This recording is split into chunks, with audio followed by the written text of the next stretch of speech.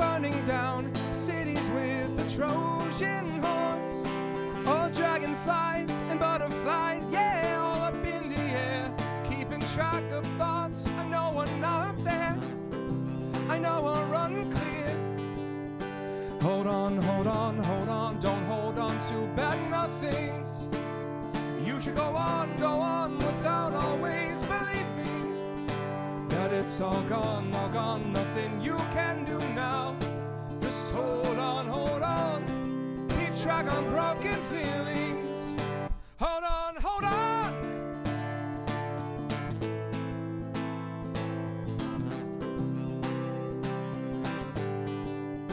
My mind's unique with our weak holding cell, where thoughts can leak into the unending well.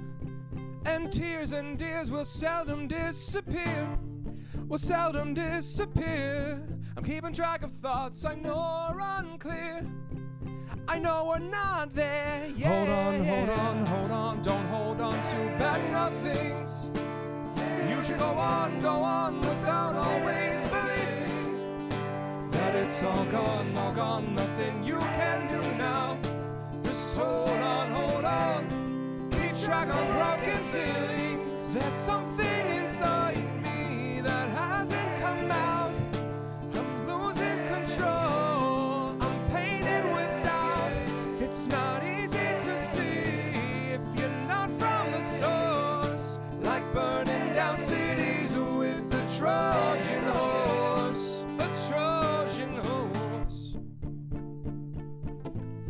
Like burning down cities with the Trojan horse. Whoa, whoa. Like burning down cities with the Trojan horse. Hold on, hold on, hold on, don't hold on to bad nothings. You should go on without always believing that it's all gone, nothing you can do now. Just hold on, keep track on broken feelings. Is it true? Is it true to not look like luster and improve what you have to offer? The world is new, no matter what said.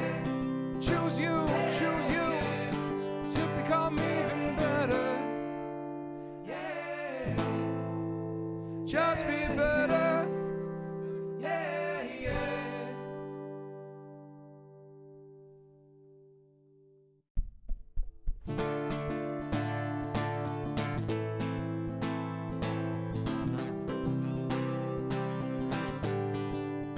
My inspiration comes straight from the source, like burning down cities with a Trojan horse. All dragonflies and butterflies, yeah, all up in the air, keeping track of thoughts I know are not there, I know are unclear. Hold on, hold on, hold on, don't hold on to bad nothings. You should go on without always believing that it's all gone, nothing you can do now. Just hold on, keep track on broken feelings. Hold on, hold on.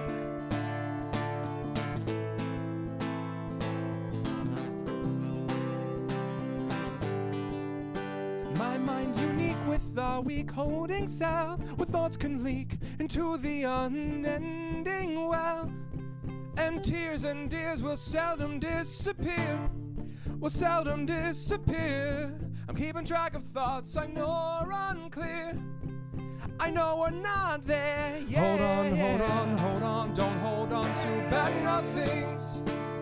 You should go on without always believing that it's all gone, nothing you can do now.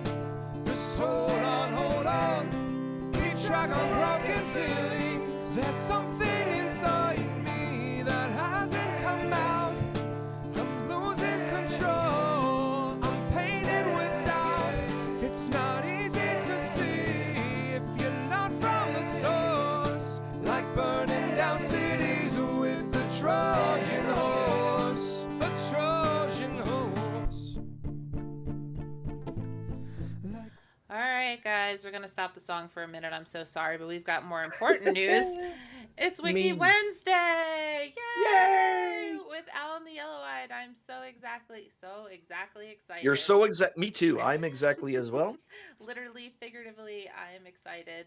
Um, but yeah, so if y'all aren't know what Wiki Wednesday is, oh, words are going to be great today. I could already tell. If y'all aren't um, if y'all don't know what Wiki Wednesday is, I don't I know. was I was trying not to say anything. I didn't want to break your No, concentration. I no, was you did. I appreciate it. If y'all aren't familiar with Wiki Wednesday, basically what we do is get 15 likes from the streamer, 5 likes, 5 dislikes, and go over down the wiki rabbit hole to find out more about what they like and dislike, and talk to the streamer as well. Wow, that introduction could have totally been nixed. We could start that over if you want, or I'm wearing my doing it hat. live. You are. I I see was it. I was gonna wear my LARPer hat today, I so am not wearing a hat today. no, I mean that's okay. I mean we could have matched, but if We could that have. We could have. I have a wizard hat over here. Believe it or not, you probably believe it, but I still. probably believe it, yeah. And welcome on in the Booty Bandito, Galvas the Green, welcome on in. Let me make sure one thing is true. Do. It's probably not in here. I probably forgot it. That's fine. Oh no, I didn't. Chat box is all the way at the bottom. It needs to be all the way at the top. I was wondering why nobody could see anything. Okay, here we go. We're talking about Dungeons and Dragons. Yeah, that's the first thing that we have. It's probably the most thing. We'll probably not talk about anything else I facilitate a because good conversation, sir. We'll come back to it if we stray off of it. I'm sure. Um, but yeah, so for those of you who don't know, Alan is my DM, Dungeon Master, and we play a sweet game of Dungeon Dragons on Saturdays on his channel every other Saturday, although we bounce around. as as adult uh, schedules allow. Right, exactly. But yeah, so tell me how you got into Dungeon Dragons. I'm very interested to see what sparked that. The year was 1987. Actually, it was 86 actually. Um, and I was introduced to it from a friend of mine, frenemy. I don't know. He was a dude that lived up the street. I lived out in the middle of the nowhere in the boonies, and his house was within bike riding distance, so I hung out there a lot. And yeah, so his brothers had the game, and then I started reading it, and then I asked him if I could take it home and read them, and he said sure, and then somehow I just never gave them back to him. So and I started with like the red and blue books, which I don't even know if it's going to be in the wiki or not, but that's what I started with, was the red and blue books, way back, the Way way back back. machine. Yeah. Let's see. Red and blue books. Red. No, not referred. Red book. How you doing? Inspired by. Inspired by. No, see, that's not fair. I just want to put. I can't even put book because it's going to be. Yeah. All right, let's Oh yeah, see. there's no. Edition history. Original game. It wasn't quite the original game, but Yeah. either way, either actually, hold on. Yep. Yep. That's 85. That's okay. So that was when I so a lot of the stuff came out before I started playing, but I didn't start getting into that particular piece after I got into the earlier editions of the games. There we go. In the 1980s, the rule for the advanced dungeon and basic remained separate, each developing along different paths. Yeah, okay. Yeah. Expert set. Yeah, there we go. That should have been what it was. Anyway, doesn't matter. The point is, they were paperback books, and there was two of them. One was red, one was blue, and yeah, I think the blue one only went to like level 3 or 4, and then the advanced one went higher than that. And the old school D&D was not anything like it was today. Like elf was a class. it wasn't a race. Like elves were its own thing, dwarves were their own thing, um, and humans were their own thing, and yeah. So, like, yeah, you weren't a dwarf fighter. You were a dwarf. That's what you were. Um, Okay. Only So humans had classes. okay, so it's kind of like where they're kind of like segregated a little bit. Is that I would so they when initially it was based off of a tactical war game, um, and that's where it all stemmed from, was from tactical war games. And when they developed it, they just decided that elf was going to be its own thing. So an elf was basically a fighter and magic user at the same time. A dwarf was they were mostly just hardcore fighters, but essentially like um, halflings were rogues, mostly like pretty much 100% rogue, and only humans had a choice on what they wanted to be. So obviously you look at it from today's angle, you're just like, oh, that's a oh, and yeah, you're right. Absolutely, yes, it absolutely was. Um, and then second edition came along and they pulled back on that a little bit, but then they went dumb in other directions, and this was all under TSR, who basically tactical simulation rules, that was the name of the company. okay? And when eventually it was bought up by Wizards of the Coast, but that wasn't until third edition. Okay. um, So I'm trying to see. We were talking about the what inspired it, oh yeah, and so Lord I of the was, Rings. yeah, I was looking at Lord of the Rings as an influence for D&D. It's more than just influence. I mean, like, halflings were basically called hobbits pretty much at the beginning. Obviously it got changed after it became a thing, but Right. essentially, yeah, it was really the Lord of the Rings in almost all ways. Yeah, Hobbit to Halfling and to Treant, Mm-hmm. Balrog to Baller. Yep. Interesting. Is it Baller or Baylor? Well, Baylor, Baylor. but yeah. Okay, I wanted to say it right. So yeah. Okay. Okay. Okay. Okay. Okay. Yep. So we're talking about now. You said the Wizards. Wizards of the Coast, which is the company that owns it now, which is a Okay. subsidiary of Hasbro. Oh, interesting. Okay. Yeah. Wizards of the Coast. Um. So tell me what you know about them, so I don't have to skim this. So basically, they were bought out.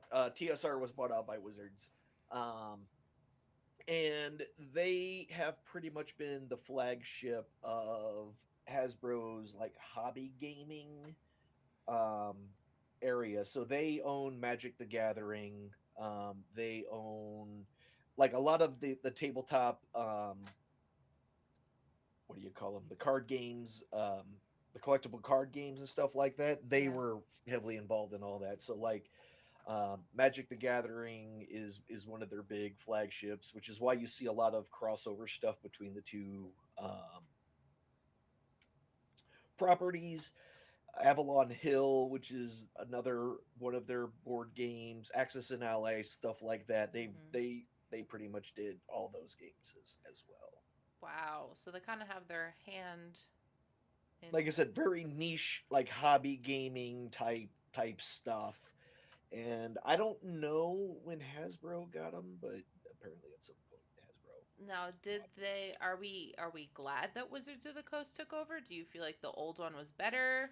No, hell no. It was so convoluted. Okay. Okay. Okay, so let okay, I don't know if you've ever heard of the term FACO. No. Um, and it's actually an acronym that stands for Two Hit Armor Class Zero, FACO.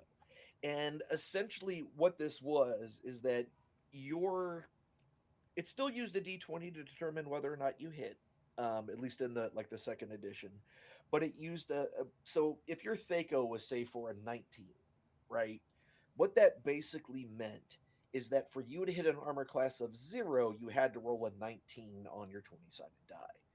Now, if since you've only really played like the newer editions, you're like 0 seems like really bad because everything goes up. Well, back then it didn't. It started at 10 and went down to like -10.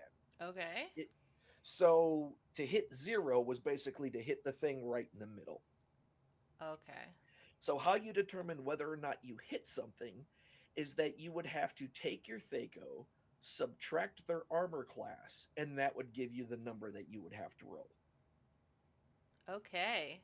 Yeah. So it's like you hear all that now and you're just like, wow, now you have an AC and you just got to roll higher than that. Yep. Oh Yep. my god. Mhm. That was one of the better design decisions that happened in when third edition Dungeons and Dragons came out when it went through its big overhaul Oh my after god. Wizards took it over. That's crazy. And so, but people played like in basements with the book, right? I mean, that was the whole. Oh yeah, yeah, yeah. Well, not just basement. So that was always the joke is like, it's a Mm-hmm. bunch of nerds in their basement. Well, Right. well, it was in my case, but still, um, yeah, because my best friend had a house with a basement in it. That's where we went down there and we played. Um, but yeah, so it's you would be down there with the books, you would make your character, but a lot of it was just making shit up as you went, man. The kind of the same way it is now. The rules are more of a guideline on how to determine if something works or not. That's really what it was. There was far less crunch. There's two terms when it comes to tabletop RPGs: fluff and crunch. Fluff is the stuff that is just the flowery prose that makes it fantastic. And then there's the crunch, the rules, the thing that is like hard coded, like roll this. I'll give an example. Magic Missile does the crunch is that it uses like whatever spell components that it requires, and then each missile does 1d4 plus 1 damage. That's all crunch. Okay. The fluff is that you reach out with your outstretched hand and three magical bolts of force come flying out of your fingertips. That's all fluff. Got it. Like that shit doesn't matter, right? Like it doesn't matter. You can change that to whatever the heck you want to. Anyway, um, so way back then, the crunch didn't matter nearly as much because the rules were so light. There wasn't a rule for what 90% of what you were going to do had. Um, so you just made it up as you went along, basically, for the So, most part. okay, so then does it go back to lightning bolt, lightning bolt, lightning bolt like we were talking about where it's No, kind of no, no, like no, no, no, no, no. you made it up or It still had like the spells do certain things that still existed, but like when if someone would come in and be like, okay, I want to jump over this 10-foot wide chasm, right? There were no jump rules. There's jump rules now, there wasn't then.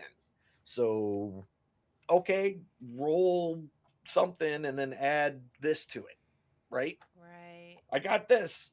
Oh well, it's less than 10, you fall to your death.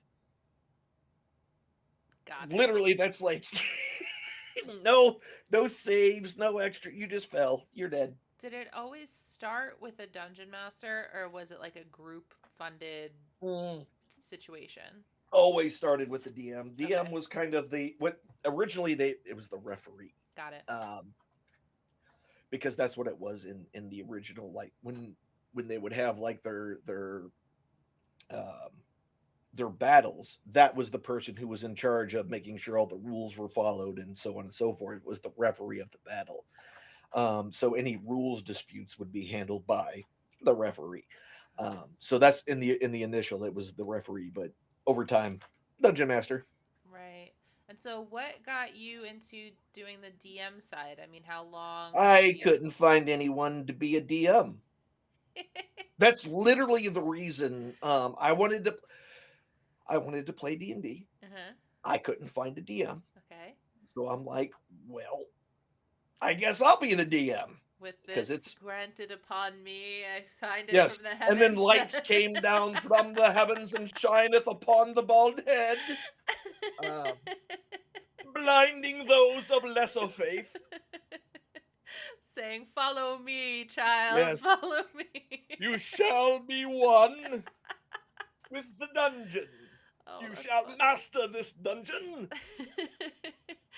So, okay, so the books. Tell me the different. So obviously the rule set is different, but tell me about the story. Not so much the story, but like the character evolution. You were saying that we went from hobbits to Oh, elves.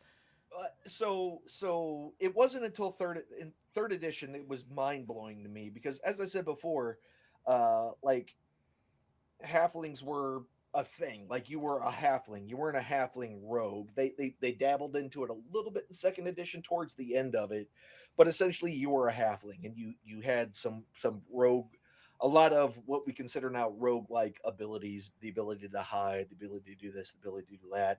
Um, and like skills weren't really a thing. That was again that was something they were dabbling in towards the end of it, but it never really fully went anywhere. And then 3.0 and then later 3.5 came out, and essentially it was just like, yeah, you pick your class, you pick what race you want to be, you pick what class you wanted to be. And that was mind blowing at the time because just like, wait a minute, what? i can I can do these things I can do and both. I can do both. Yeah, so that was a big just change from how it was done before. And you know, they compartmentalized. There we go. Compartmentalized a lot of the things into their own like separate power buckets. Okay. So race is a power bucket, your class is a power bucket. Um and by splitting kind of all those things up, it allowed for more interesting combinations and a wider array of character classes that you could create. Okay. So when you're creating your character, I know that there's like a character sheet, right? Hmm. That you fill out. Yes. And you have your backstory and all that stuff. But I feel like that's all fluff, right? That's all from The the play. backstory is 100% fluff, but your character creation, the numbers that go on the Right. sheet, that's all crutch. Now, I've seen books, like hardcover books, Hmm. that explain elves. Elves are creatures of this, they have this nature, they do Yeah, this thing. The books are very thick with yeah. the characters. So what created that? I mean, was that just constantly being Talk about updated? these kinds of things. Yeah, yeah, Yeah. yeah. I just happen to have them sitting next to the desk. Um, it's not like I just keep them there, but I do. What?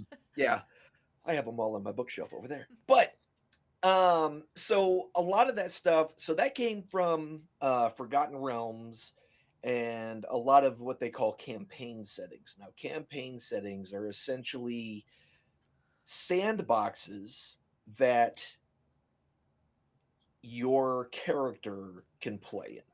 We'll put it like that. I think that's probably the best way to do it. Okay. So, for example, the one that's currently kind of the what was default back in the day was Greyhawk, and that was Gary Gygax's. It was his world, and almost everything was written with that as its default. It's like that was the world that you were in. You were in Greyhawk. Whoa. Um, Uh, oh my god, oh my god. ads! Oh my god. Why does this exist? This happened to me last time. Okay, so we're on Greyhawk. Go Yes, ahead. we are on Greyhawk. Yes, so it's again, it's a campaign setting where essentially this was the world in which the default Dungeons and Dragons experience happened. Then you had homebrew, which is everyone just making up their own worlds. Okay. I think almost every DM I know has a homebrew world that they made. I have one. I've never bothered to write it all down. I should probably do that before I die. But regardless, um, so like Greyhawk was your standard medieval kind of fantasy thing, and then then there was Planescape. Planescape essentially was about exploration in the outer realms and the outer planes. I'm gonna go get into so much crap. The outer planes basically like your heaven, your hell, your pandemonium, like all the different like air places that people go when they die, Got it. like all of those different, you know. Interesting. So that was Planescape. Dark Sun was its own thing where the gods no a bit basically abandoned the planet. So there's no gods anymore on that planet. The sun has turned dark, hence Dark Sun. Hmm. Um, and there's no clerics in that because gods don't exist there. So Right. clerics are they don't do anything. So and that was more of a grim dark kind of um setting because Yeah. it was very harsh. The whole world was very harsh. Um then you go, yeah, like even it says dying earth subgenre. Right there. Um I just noticed it. Yeah. Um and so that was that one, and then so Forgotten Realms came out, and Forgotten Realms is kind of the default now. Forgotten Realms is, yep, Ed Greenwood, there it is right there. That dude still is on Twitter right now. You can go and look up him, and He he still writes he looks cool all as about hell. it. He still writes. He does little like Twitter vignettes where he's writing um all the things. He'll answer Forgotten Realms questions because, again, he is the foremost expert on Forgotten Realms because Right. it came from his brain, basically. Like Wow. he can give you timelines on when one thing happens, when another thing happens. He knows it all. Um, so that's kind of the default now, and really his world is so big. Almost everything that Wizard of the Coast has released have all been in the Sword Coast, which is just one part of one continent in this world. Right. But almost everything is focused there right now. But there is just so much more to the entire world. Um, and he Waterdeep named and it basically, yep, Shadowdale, Waterdeep. Anybody who's playing Baldur's Gate 3, Baldur's Gate is a city in the Forgotten Realms. is Lords of Waterdeep. That's a game, right? That is a game. I have it right over there. It's, I guess I've heard of that game yes. before. Yeah, that's a worker placement board game, and yeah, it's set in. So Waterdeep has a bunch of masked lords, and basically it's a bunch of people who run the place, and that when they meet, they all wear masks, so nobody knows actually who runs Waterdeep, but there's a council of people who run Waterdeep, and those are the masked lords, and they that's what the Lords of Waterdeep is about. You're basically acting as one of those lords and spreading your influence by hiring adventurers to go do stuff for you. Basically, is really Okay. the basics of that game. Okay. So we're going back now. So this Okay. gentleman, Yes. so he did Waterdeep and Shadowdale. Hmm. As so I have a friend and I can't think of what it is, but it's similar to Pathfinder in that he created his own world similar to this and hard book and thick with two C's, with just everything and rule set and stuff. And I'm just wondering, like, is that what this guy did? Like, basically ground up sort of stuff? Well, okay, so yes, ground up the entire world itself, but it was still based on Dungeons and Dragons. Okay. So essentially, the world was built on top of D&D as the game system that his world sits on top of. So everything to, like the cities, the cities, the names, the locations, how people are, how Thay is, which is where all the red wizards are. They're all terrible people. All those kinds of things. That's where it all comes from. And that's where a lot of folks, especially now since the D&D movie came out and Baldur's Gate 3 came out, um, that's what most people kind of know and that aren't in the sphere of the game itself. Right. Right. Okay. So that's sweet. So the let's go back. Let's go back. We were Yep. talking about. Okay, so what about these other ones here? Were they just like So, okay, I don't know Mystara. I've never played in that one. Spelljammer is actually D&D in space. what? Uh, yeah, I'm serious. It's D&D in space. That's amazing. They actually just did some new stuff for it for fifth edition. But essentially, it's more like it's. And when I say space, I literally mean D&D in space because there's not spaceships. There are ships like sailing ships with a air bubble around them that float around through space. Like when I say it's D&D, it's still D&D. Like they didn't get advanced with it. It's just magical ships that float through space and yeah, well, like right, it says right there with their own fields of gravity and atmosphere. The ships have Yeah. open decks, and yeah, they don't resemble spaceships. They're just like open deck ships. Um, Wow. yeah. So it was definitely one of those newer kind of stranger things that they went with the system. Um, but yeah, it's D&D in space. That's Spelljammer. That's so funny. That's so funny. Um, I don't know if you've ever seen that Scrubs episode. No. He breaks up with the girl because she always says that's so funny, but she never laughs. And I find Oh, whenever I say that's so funny and I don't laugh that I hate myself a little bit. So okay. ha Well, ha ha ha, that's so funny. There you go. I Done. guess. I guess that works.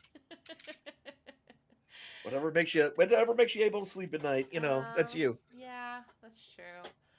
What other So ones did they have anyway? Oh, well, I guess we're done. no, Never no, mind. no, we're not done. I was looking at Okay. something regarding D20s, but tell me what you were going to say.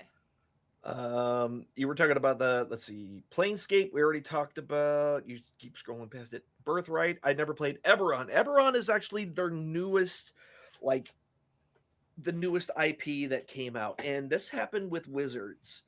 And if I remember correctly, and I may be wrong, but if I remember correctly, it was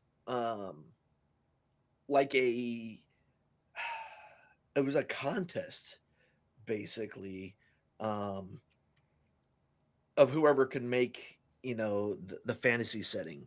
And what they did with it was essentially turn magic into technology for the most part. There it is. As the winning entry, Wizards Coast Fantasy Setting Search competition run in 2002 to establish a new setting for the D&D game. Hey, I did remember You correctly. did. It shows up more than Um, 11,000 entries. That's yeah, crazy. yeah. So Eberron basically went all in on the magic. So you have things like lightning trains, where you have like elevated trains that drive around cities powered by elementals and things like that. Um, Airships that have fire elementals in their engine that produce the lift. So like it was, they went very hard into the whole, like, if magic is so pervasive, it would be like part of every bit of everyday life the way technology is now, and that's kind of what Eberron is. That's interesting. I like and they that also one. and they also have my favorite race, which are the Warforged. There was a big war that happened, and just like in the Clone Wars, where they made a bunch of clones, well, they made a bunch of sentient um, robots, essentially sentient golems that had full-on personalities and everything else. Um, they were absolutely sexless. They were just warriors. That's what they were built to be. But then when the war ended, you had a bunch of these sentient rock creatures, metal, rock, whatever. Um, and they no longer had a purpose. Hmm. So, and what was fun about them is that they didn't need to breathe. So you could play them just like real alien like if you wanted to. Like they don't understand society because they've been out, at looking like a statue in a field for the past, 50 years and then suddenly activated for what reason or another and now has no idea what's going on, or he's like, acts like an old back in my day, and because he still thinks it's that year and it's not anymore, and things Right. like that. And you could name them whatever they named themselves because they didn't have names. They didn't have them, so they just gave themselves names. And some of them would give themselves fun names, and some of them gave them terrible names. You could do anything you wanted with them, and that made them a lot of fun. Could you, as a DM, make a Warforged? What is it? It's a race, so it's like a, what would you call it? A Warforged race, I Yeah, guess. if I wanted to make my own, I could absolutely go and make my own. However, why would I do that when there's already one that exists, Right. kind of thing? What I'm So, saying is, if we're out in a field and we're adventuring along, and then we come across a oh, Warforged yeah, I could something. throw. That's one of the more favorite things about being a DM is essentially I can just whatever my brain comes up with, I can decide to just throw at you. Got Specifically you because you're in my game, it. but yeah, anything that I decide to throw at you, a lot of like I don't know if you know this, but some of the stuff y'all have done in this campaign thus far is not in that book. I use some of those pieces from that book for various um just adventure hooks and things to grab onto to get you guys to have some stuff to do. But not everything that you all are doing is coming from that book. A lot of that stuff is 100% made up. Timmy was not in that book. Timmy is 100% me. Timmy's the best. He's MVP. Yeah, the MVP NPC. Um, so uh, yeah, for me, the fun of being a DM is essentially I get to be every character. So I get to be as nice or as mean or as churlish or whatever as I want to be with any particular character. And the other fun part of it, and this is a trick, it's a secret, don't tell anybody. Okay. Um, but if I want you all to do something and you decide to run off and do something else, somehow you'll end up where I wanted you to go anyway. Isn't that amazing? Because I can figure out how can I work that location that I've already prepared into what you guys are doing right now anyway. And that to me is the fun of it. That's where I get a lot of my um enjoyment is because I'm constantly thinking on my feet, especially with the group y'all Yeah. are. Yeah. Because you'll straight squirrel up a tree, and then I'm like, I have no tree stuff prepared. All right, well, Yeah. but Danabo that's had once said, he was like, I think he wants to.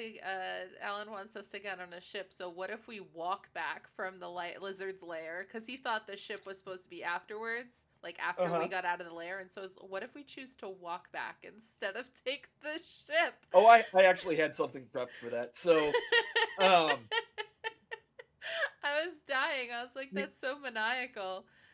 yeah, no, you would have gotten into a fight, but Yeah, I assume so. I you assume know that other you know things those would have. bullywugs that they were talking about, the frog creatures Yes. that attacked the two. Yeah, that you guys would have fought a whole bunch of them. Oh Um, gosh. and the bullywug king, who, well, he's a king. Right, right. He's just the bigger of all of them. That makes Oh him the man, king. that's true. No, but I had stuff prepped. I love everything you have prepped. You are a very good dungeon master, and I hope you I know that about try. yourself. I try. So, okay, tell me. I know this is a stupid question, but There's no stupid questions. tell However, I me, cannot guarantee this won't be a stupid answer. did D&D create the sided die, the D20? No, it those existed. Those kinds of polyhedral dice have existed for a long time. Um, I don't know if it's going to have like most of the stuff, if you look up D20, is probably going to talk about game systems. To be honest with you, Yeah. um, Economics. matter of fact, there's a wait. ISO can't remember. Is it the dodecahedron or is that 12? Yeah, Yeah, well, dodecahedron is 12. So there is actually 20-sided die. dice that have been unearthed in various caves and things like that. So that a 20-sided device used to roll to determine either for soothsaying or game playing has existed in human history for a while. So that was never actually created for D&D. It was something that had already existed and they decided to use. And actually the reason that oh god, why do I know all this? The reason they decided to use that is in the original D&D, when you rolled your stats, you would roll 3d6. Now, if you take the averages of what 3d6 can roll out to, you get an average of 10.5. Or I'm sorry, yeah, 10.5. So if you roll a d20, you get an average of 10.5. Oh.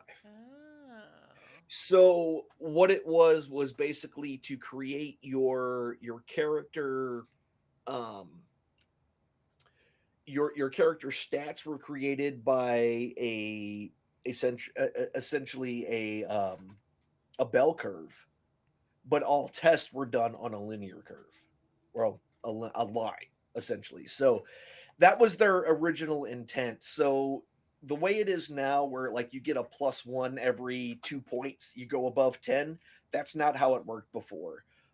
You would have like a zero going from like 8 to like 13, and that would be +0. And then at 14 and 15, then you would get a +1, and it would get bigger, as you got closer to 18. And then they did a stupid thing with strength that they did with another one, but we're not going to get into all that. But essentially, yeah. So the way thing almost to have more than a +1. That's why 18s used to be such a big deal in D&D, and why it's still kind of a trope in D&D to begin with, is because rolling an 18 is very difficult to do with 3 6-sided die.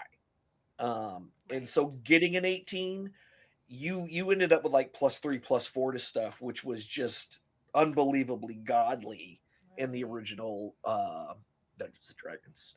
Yeah, that makes a lot of sense. I didn't think about that because I think about things like Catan, and where you have the numbers that are get more pips are the numbers that are easier on the roll, Hmm. or harder on the roll, easier on the roll, like sixes and Whichever way, eights. yeah. Yeah. Um, and so, like, I try to think in terms of games that I've played before, and that to me makes a lot of sense. That 3 6s is harder to get than an 18 on a 20. Yeah. Um, now, it's funny too because my introduction to D&D was actually through Munchkin. Uh-huh. Yeah. Yeah, yeah, Um, yeah, yeah. Yeah, yeah, yeah.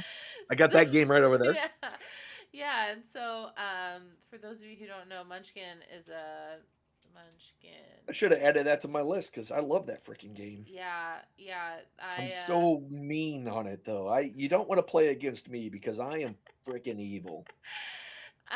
yeah, I don't know if Galvas and I have played together, but I know that I had the game for a long time in a previous Hmm. relationship, and we played often. Um, and It's so, definitely a great game. 100%, I think that it made sense to me to understand race and class. Yeah, yep, yep, yep. And honestly, like Steve Jackson basically took all the tropes from tabletop role playing games, and that's what Munchkin actually. So, do you know what Munchkin originated? Like the word Munchkin. Nope. So it's not the little dudes from Over the Rainbow. Right. What it really is that they came out of D&D forums, and essentially a Munchkin was an individual who made characters and solely built them to make them the most broken and powerful they absolutely could. So now when you know that of the title, it makes 100% sense when you see what you do in that game. You try to get the biggest, the best looking weapons and the best armor. And then that's why Super Munchkin, you get Yeah, to have two classes, you get to have two that's races, the one I'm all thinking of of. those Yeah. things. Yeah. So that's what a Munchkin was basically using rules in order to um, make broken characters. Like they weren't there to role play. They were there to make the DM have a terrible time.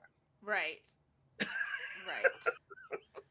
So I'm scrolling, right? Yeah, Like I'm just scrolling, yeah, and this right here, this long scroll, yeah. is That game has so expansions, many add-ons, and so many this isn't expansions. even an expansion. This is a variant.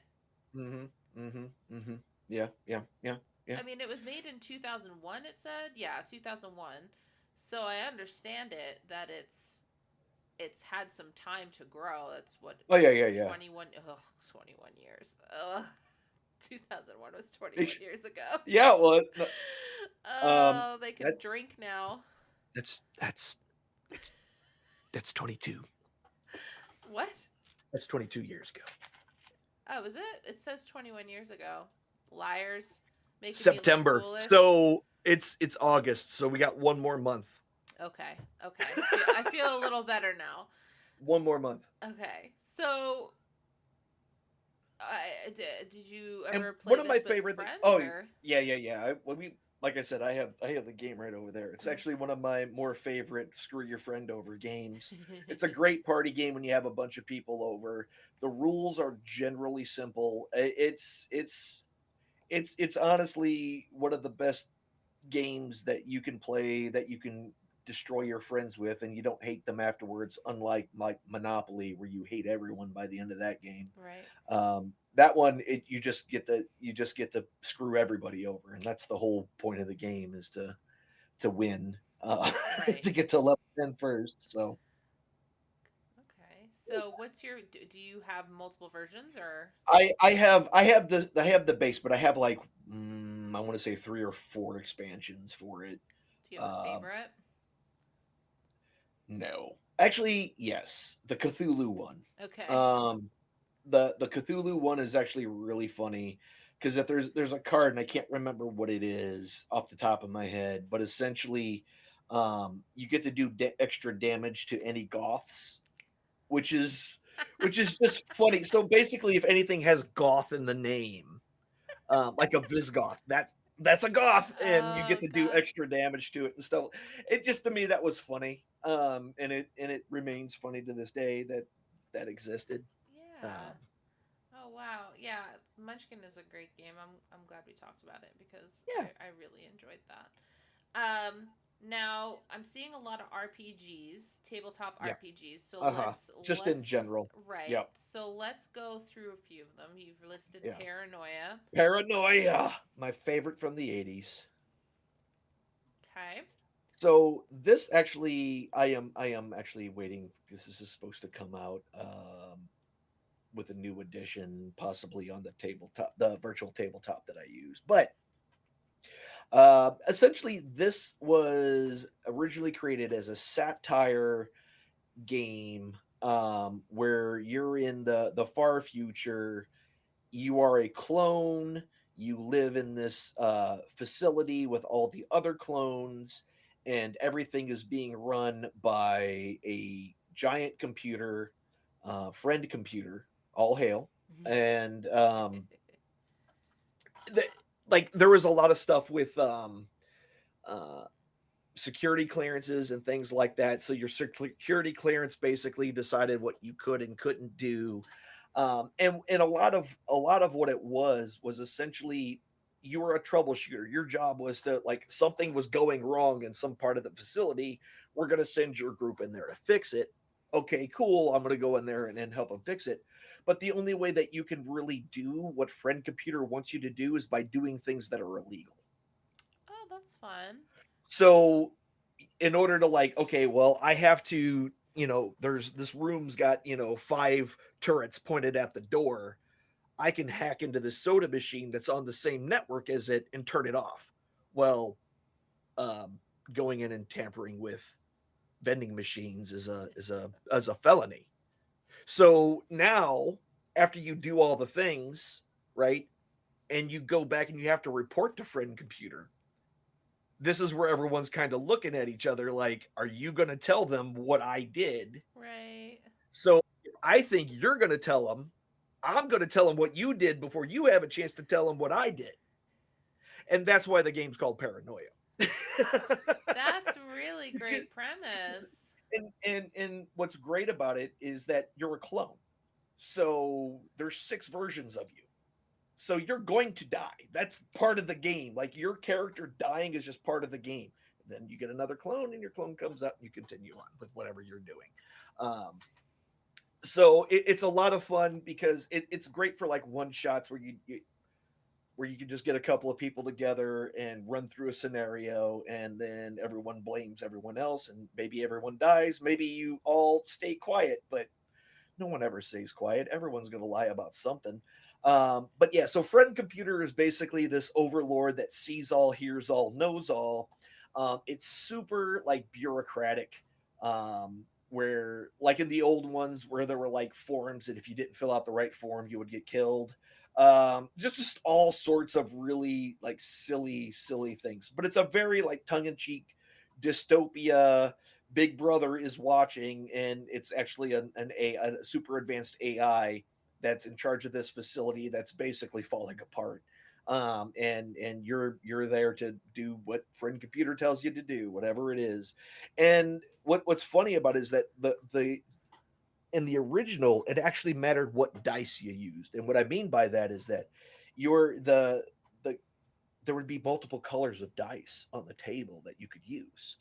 But if you grabbed one that you were not security clearanced for, you got in trouble because which usually meant death. Right. Um, but it was very like 19 so when the Cold War was happening, it kind of made fun of the whole Cold War thing. Keep an eye out for commies. That was one of the big things in the first one. So well, I saw them try to do this friend computer, they're obviously a communist, that kind of thing was just all part of it. I think that's less. I think that's less in the game now, but I mean, you can pick just about anything. I think now they just have different factions that are just not part of the normal and whatnot. So, but yeah, that's Paranoia. It's literally a game about snitching on your friends, but also trying to get a job done at the same time. So who does a who play friend computer? Does a what play The friend person in computer? charge, like the Okay. DM, Got it. if for lack of a better term, the game master. Got They're it. the ones that are basically in charge of all the NPCs and everything else, and the scenario in general. Okay. That's awesome. So have you played the DM side of it or GM side? So I have only played. I played a little bit in the 80s. That's why I know about it. I don't know anything about the newer versions. There's new editions that are actually out, and I'm hoping they come to Fantasy Grounds. God, I hope it comes to Fantasy Grounds because I want to play with y'all. But um, and then there's a video game. There's a video game out there, Paranoia, where you get to play one of the troubleshooters and have to deal with the other troubleshooters, telling on you and you telling on them and Let me the see. whole thing. So, all hail friend computer. That's all you need to know.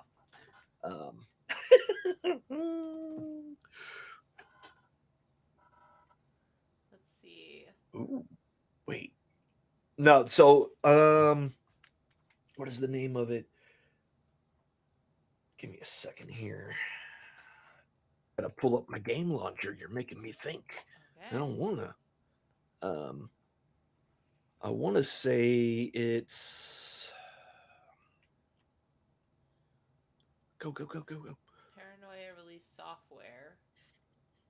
PC Gamer Magazine. Actual Life. The Paranoia Complex. Released in 1989. Mm, this is a newer Oh, Paranoia one. Happiness is Mandatory. Happiness is mandatory. Yep. As soon as you said that, yep. Remember, happiness is mandatory. Um, Thank you, friend what's computer. yeah, what's hilarious about a lot of those is just like it's like, um, oh, you've racked up too many infractions. Please go to the nearest suicide booth. You know, like that kind of thing. Right. You just walk into the booth, you hit a button. Okay, here's your new clone. Um, but yeah, so it's literally a game where none of your choices, well, none of your decisions, um, Okay. really matter. You don't really play it for a super long term. You can, but a lot of it is really just like one shots where you try to complete the mission. Because the thing is that you want to complete the mission, because then everybody gets killed if you don't. Right. So you have to complete the mission because friend computer wants you to complete the mission. So apparently, this game is not out because in 2020 it was removed from the Epic Games Store without explanation. And as of Hmm. April 30th, 2020, no public explanation had occurred. Court reports suggest a lawsuit by the creators of the property against the publishers is a factor. Oh well, neat. Wait, I should still have it though. Did they take it away from me? It was on the Epic Games Store. I know that's what I'm looking at Yeah. right now. Wah, Oh my wah, god. wah, They wah. did get it. They did take it from me. Some bitch. Those bastards. Oh well. What can you do? You can play I mean, Paranoia with your friends. it's true. It's true. I could do that. um, okay, so I love I that. think those were the two main, RPGs that I put out there, but I've played so many in my lifetime. Um, no, I do have it. I do have Happiness is Mandatory. Oh, nice. So they It didn't is in take my it library away. still. That's good. Great. Now they're like, what is this guy's name? Oh Right, right. Lord, let We me need to go in there. delete. All right. So the another one. Another one. You posted or put or gave to me is Cyberpunk. Yeah, So the I only original. know the video game. Yeah, so the video game is based on the 1987, 88, 88. 88, Cyberpunk.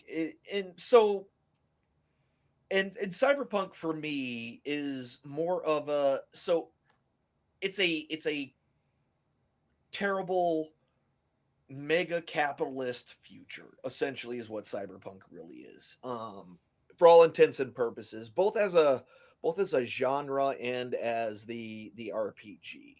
And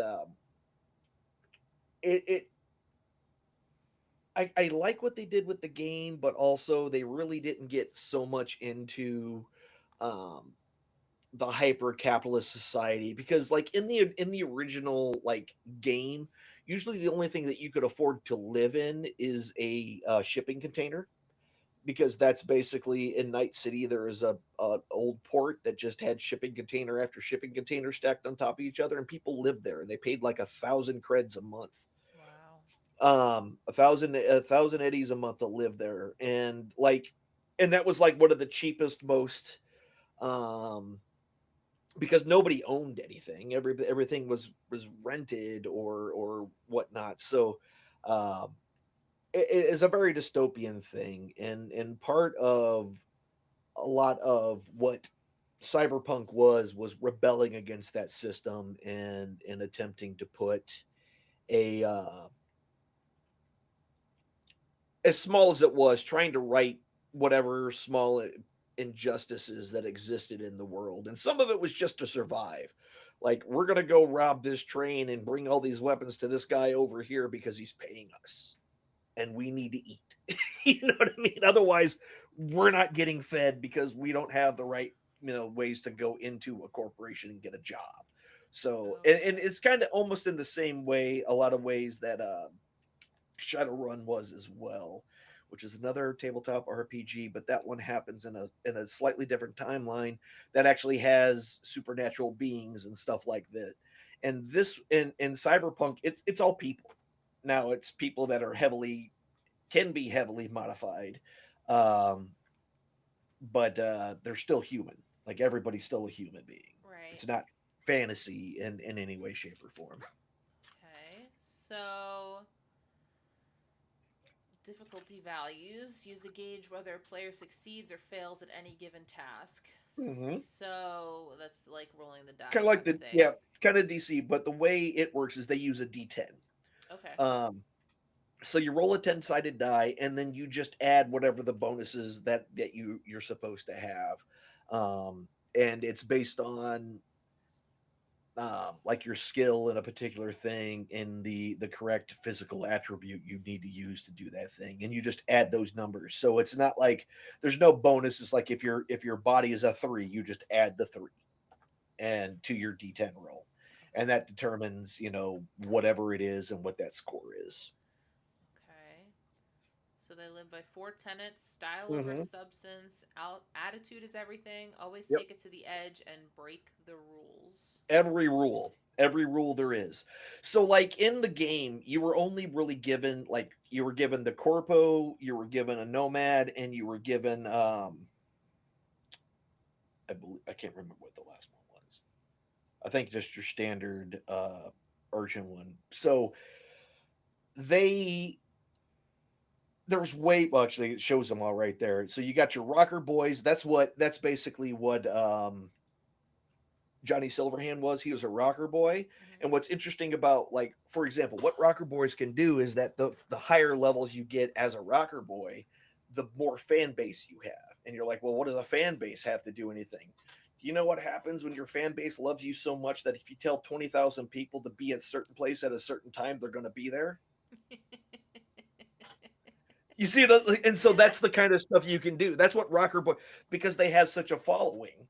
They can have their followers go do stuff for them, That's and keep funny. them, keep it out of the thing.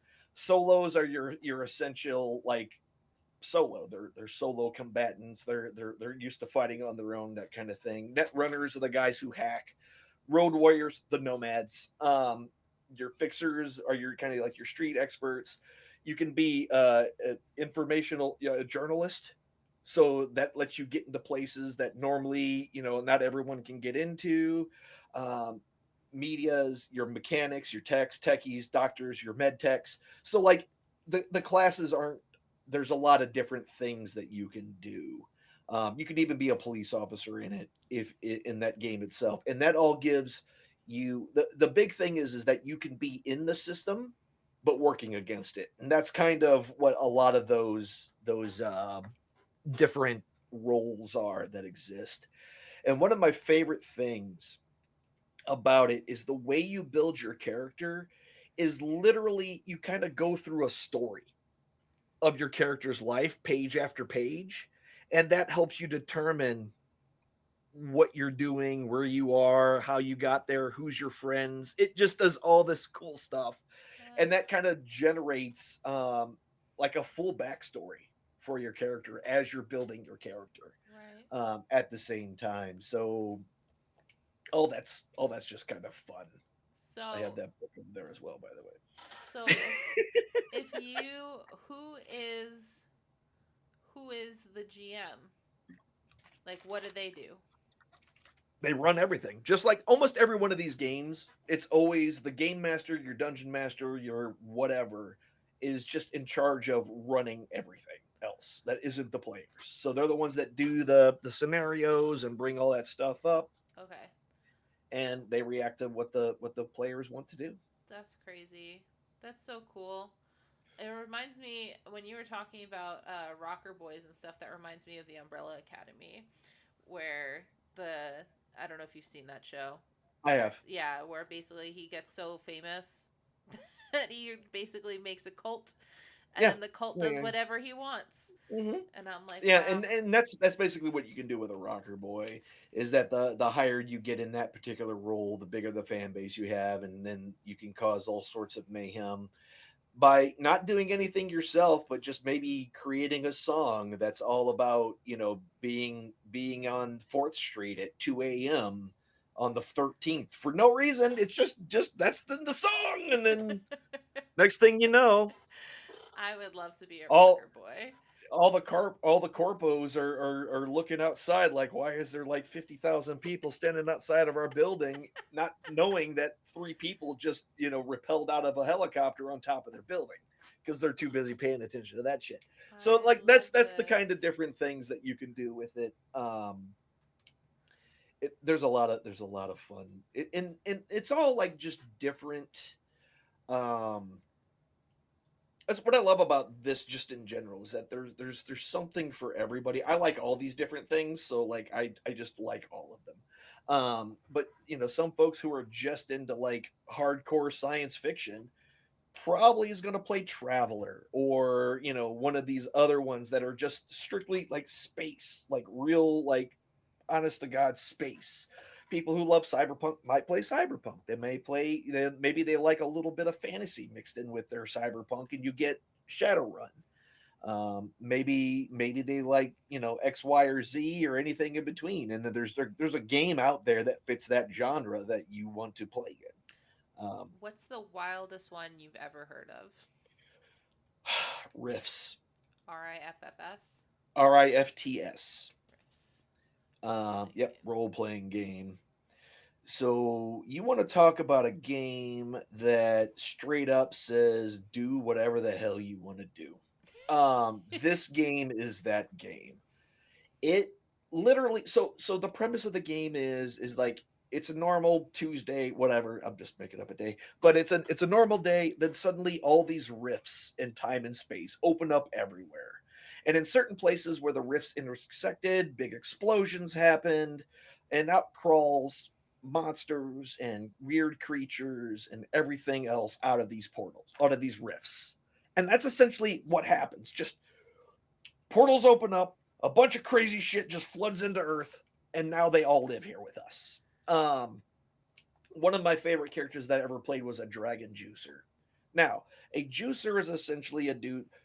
Let me do it like maybe just like you know Bane from Batman with all the venom running down his arms and pumping his muscles. Imagine that, but it's dragon's blood. Oh, okay. Uh, it makes you phenomenally resilient and but it gives you like a 3 year lifespan. Oh, Um, you well, only live for 3 years. Like after you start it, you only get about 3 years in before you just your heart explodes from overexertion because of what it does to you. Um, but it had a really interesting system where you had X number of actions. So instead of like on my turn, I just do this and that, right? And then I'm done. And this one, you could do as many actions as you wanted up to your action maximum. However, an act like dodging out of a way of an attack is an action. So do you want to use all your stuff now, or are you going to hold some of them back so you can dodge other people's attacks later on? So like there was a thinking kind of bit that you had to go on is like, do I want to unload everything or not? Um, like I just remember I was sitting at a table with my feet up, drinking a beer. Well, not me, you know what I mean. yeah. And a dude took a shot at me, and so basically all I did was kick back from the table. The chair fell back, so the bullet missed me because I fell basically on my back on the floor and then rolled out of the chair and then shot him in the face. So like that's how I explained it, what happened in that particular beat. But yeah, that was So it's really like, I mean, you really can get crazy with it. you can do whatever you want for the most So, part. like, well, how do you consider, like, you have to stick to character classes, yeah, or no? No, that so not every system out there has classes. D&D does, Pathfinder does, but like Shadowrun doesn't have is a classless system. There are certain things that maybe you want to do. So maybe you're like, yeah, I want to be a dude that knows how to talk to people. So I'm going to really increase my my charisma so I can talk to people and all that kind of stuff like that. And you're taking on the role of the face, but there's no class called the face. Got it. So you could be like, yeah, I want to do this, but also I want to focus on like I want to be the deadliest person alive with a knife. So you can kind of like do whatever you want with your character otherwise. And like Shadowrun doesn't do levels the way like some other RPGs do. When you create a Shadowrun character, they're already a fully 100% capable runner from day one. They're already good at what they do.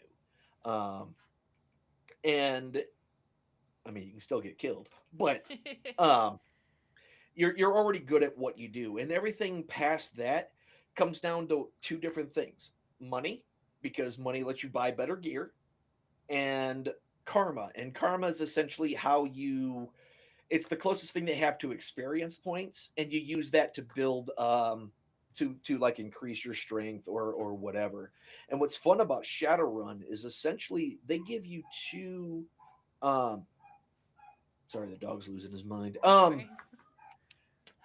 It gives you basically you almost every mission that you do kind of gives you two ways you can earn. So like for example, you could perhaps turn on your boss, the guy who hired you, the Johnson. Everybody's Mr. Johnson that hires you. Okay. So Mr. Johnson wants you to go and steal this microchip from him, and you do all the legwork to figure out where it is and how to get there and what security you got to turn off on it. But while you're doing all of that, his rival, Mr. Johnson's rival, Mr. Johnson, comes up to you and says, "Hey, look, you bring it to me, and I'll double what he's paying you." So now, do you go for the money, Or do you go for the or karma? do you do what you actually said you were going to do? And if you stick with what you're going to do, you won't make as much money, but you'll get karma out of it. And so like there's a little bit of a moral kind of morality play that you can throw into this basically world of just pure shit. Yeah. Because essentially most people that exist don't even exist officially. Like they don't. It's a SIN number. It's basically like their ID number. Most people don't have an ID number, so they're not actually citizens. They're not really people. Got it. Um, so they can't get jobs. They can't do almost anything. And of course, the corporations are the ones that own everything. So even the government isn't really the government kind of deal. The each corporation owns they're basically sovereign in their own right. The government has no control on over them whatsoever. So yeah, the corporations are generally terrible, but also they own everything. So if you want to eat, you got to pay them. Right. You know what I mean? So You like gotta it's pay somebody. yeah, it's very late stage capitalism, where the point where like five companies own everything in the world. Just happens that one of them's owned by a dragon, but Interesting. hmm I'm just looking at all this stuff on Rifts, and it's talking about the setting can be pretty much anywhere. hmm Atlantis, the oceans. uh-huh. Wherever you want to go, whatever you want to do, it's literally a a free for all setting. It's no Yeah, limits. Just do what you want to do. that sounds fun. Sounds crazy, but it sounds fun. It's absolutely crazy. Yeah, Yeah. Yeah. yeah. Out comes a portal, and you're screwed, and you die. No, sometimes, Sometimes you're like, oh or it's yeah, a dragon, right, and then it eats you, and then you die. right, So exactly. You have options. yeah, always have options. That's what makes it fun. Okay, so the we talked about Cyberpunk the RPG, and we Yeah. dabbled into the video game, but what are the positive negatives of the video game that came out for Cyberpunk? Okay, so I genuinely like enjoyed the story, um, but I will say that like I guess the new extension, like the new DLC that's coming out, may make it so you can have a everybody lives at the end ending, which is not Cyberpunk. Yeah. Cyberpunk is literally like somebody has to die. How are we going to get around? How are we going to decide what that is? And from the actual like initially the way the game was, depending on how you treated Johnny and everything else, kind of how their V and his relationship kind of built up, really determined like what choices you had towards the end. Like if you were an asshole to Johnny the whole time, like he's just like fuck you, I want to live, and my particular one was very kind of like okay, so either we send him, and I had to pick a choice what I thought was the best in the situation that I had. And that's essentially what cyberpunk really is making the best out of the shitty situation that you're in.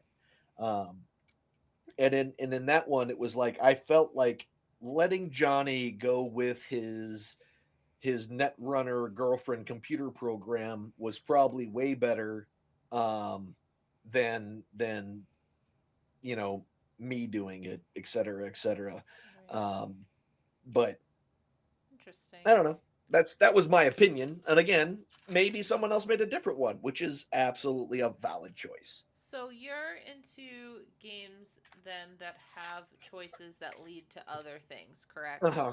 So what Yes. did you think about Detroit Become Human? Oh, okay. So as it was as a game in itself, essentially as an allegory of civil rights, which is what it freaking is. It's a civil rights game, um, just using robots instead of human beings. Um, it I resonated with it. I thought it was well done.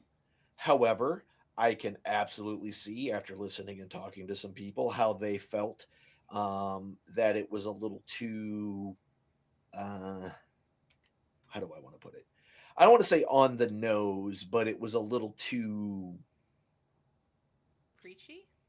eh, no, the other way, where it just wasn't really enough. Oh, okay. Um, because of the nature of the subject matter. Right. Um, so in the way that like a lot of things work together and how you could build or not build the relationship between Connor and the cop, all those I loved it. I played it so many times.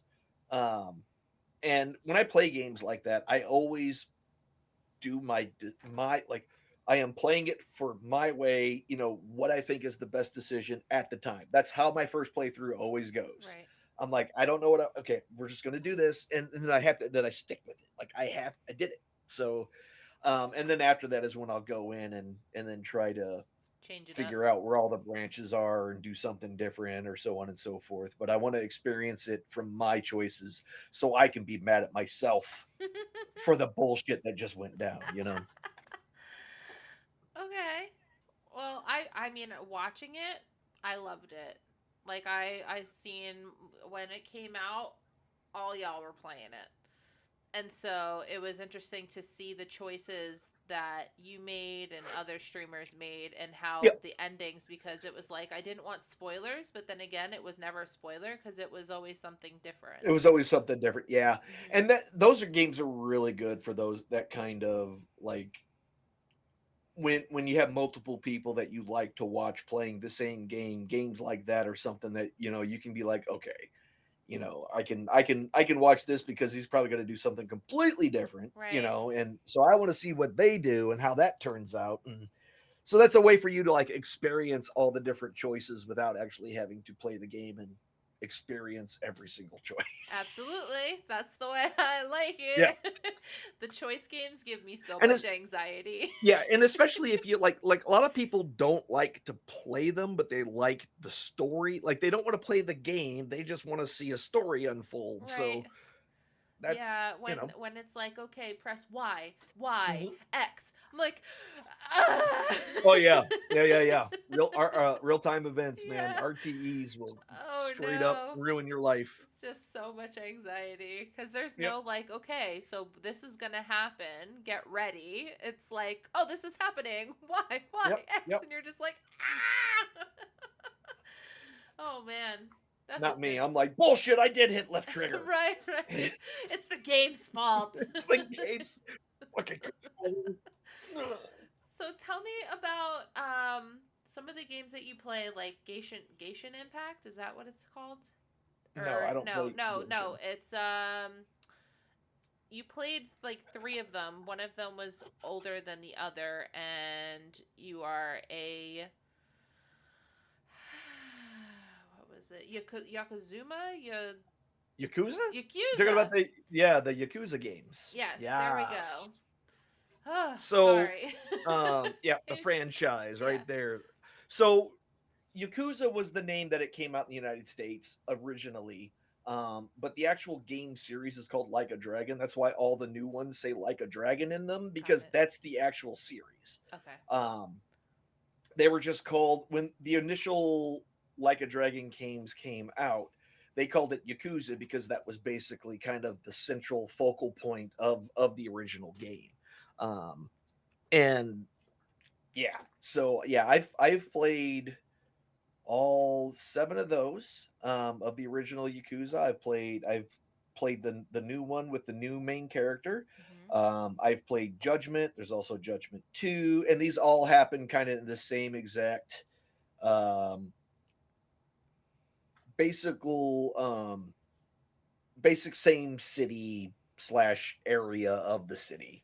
Um, This is why I thought it was Genshin Impact, is because of this word right here. like a Dragon Ishin, yes. So Ishin originally came out a long, long time ago, and then it was changed up.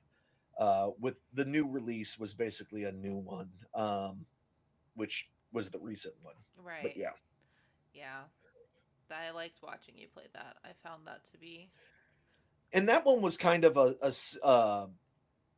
a like I called it when I was playing it. I'm like, it's like all the Yakuza characters got together to do a LARP of a historical event, and that's essentially what it was.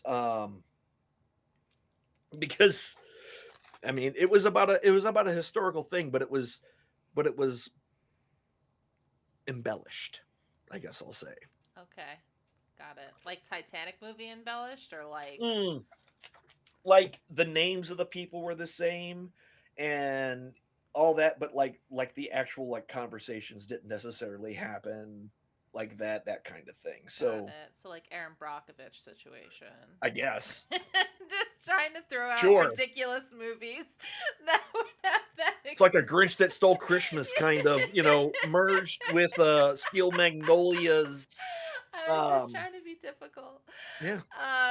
So okay, the other question I had was I saw you play um the Greek mythology game, where you have wings and you do puzzles. Okay, yeah. Because at first we just said like God of War. I played Nah. that one. Yeah. What is the uh, name of that game? Jeez, that you. Yeah, I didn't finish it. it's hard for me. No, I just didn't finish it.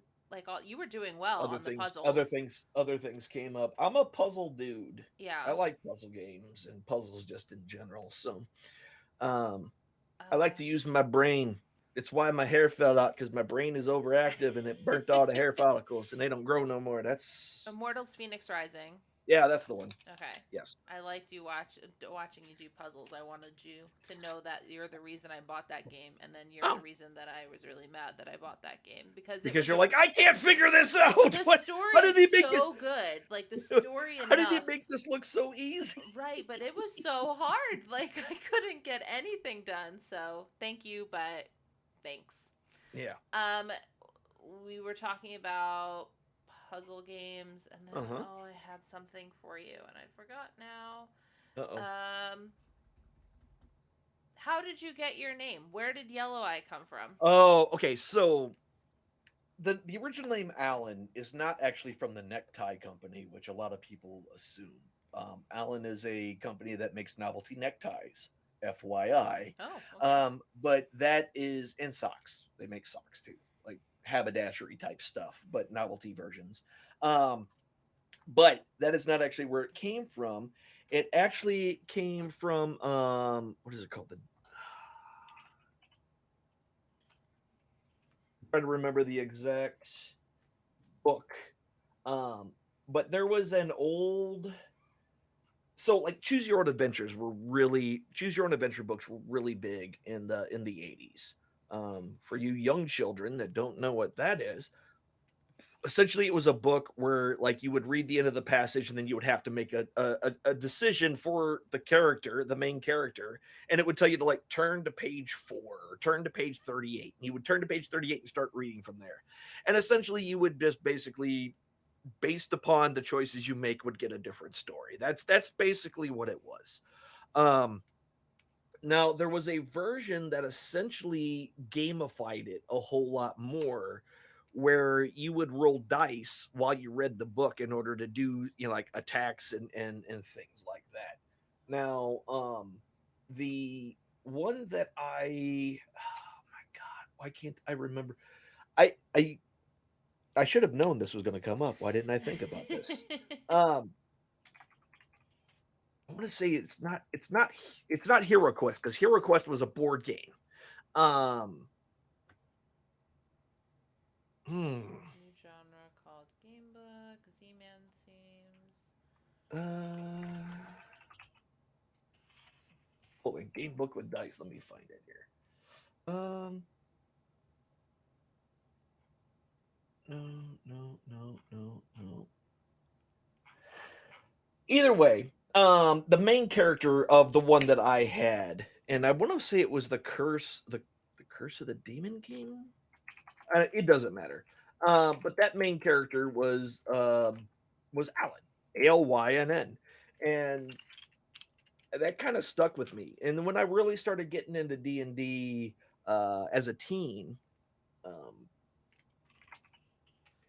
I started using that by as my D&D character name, essentially.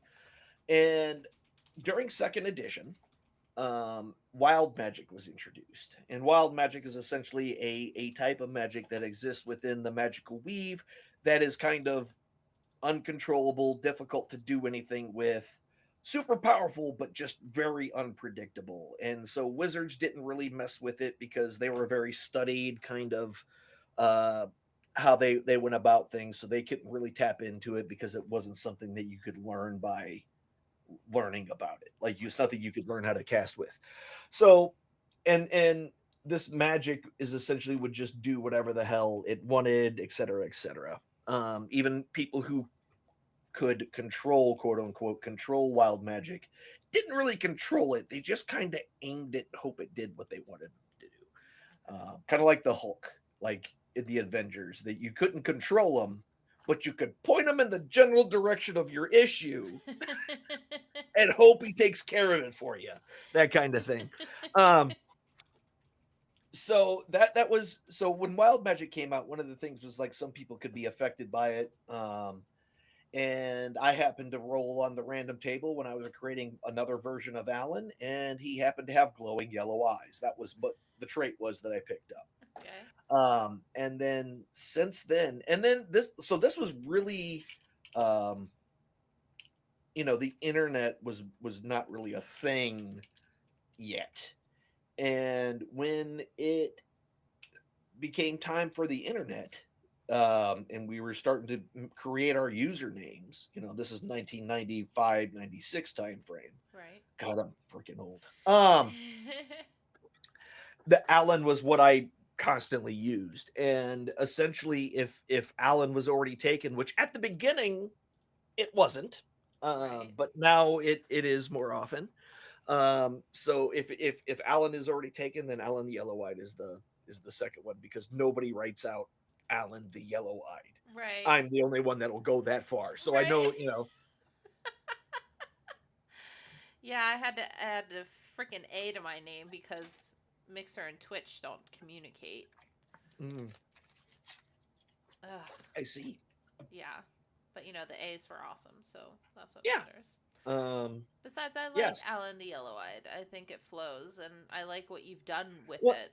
even before, when I was on Mixer and I was just Alan, it was still like, welcome in everybody. My name is AlynnTheYellowEyed. Like, that's how I Right. always introduce myself, regardless. So it just, and it was already taken on Twitch when I made a Twitch account, forever and ever and ever ago.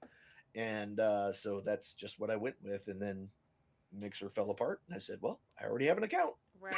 Yep. over here, so I guess we're doing that. Here we go. Yep. Yeah. Um yeah, I really like what you've done with everything about your stream. So it's very interactive. Where did Goober come from? Is it Okay, so like everything in my life that was from a D&D game that I DM'd. Okay. I was the whole scenario was is that the group of adventurers were investigating some missing holy symbols that were stolen from the local churches in this big city. This was all in my own campaign setting. So it was Darlow, that was the name of it, which actually means middle city in Elven, but whatever. Um, it's, I'm gonna start talking about my personal campaign setting. I got it. No, don't. Um, so they were investigating it, and they found that they learned about a bunch of goblins that had taken over an old dwarven fortress. So they were going to go investigate it. And I just decided that I wanted to have an adorable but also goblin-y goblin that was being tortured in the basement for trying to steal, because he wanted nothing to do. And what I wanted him to be cute enough that they would believe him to get information from out of him, and also not instantly kill him the moment they saw him, because Right. goblins were like the bad guys, right? Right. So I didn't want that to happen. So I had to make him a little cute. So I'm like, what do I want to do? And I'm like, all right, so I can take a little bit of Jar Jar Binks. I can take a little bit of Dobby the Elf. I can smush them together a little bit. And then let's add like the wonder of a 5-year-old. Let me put that in there.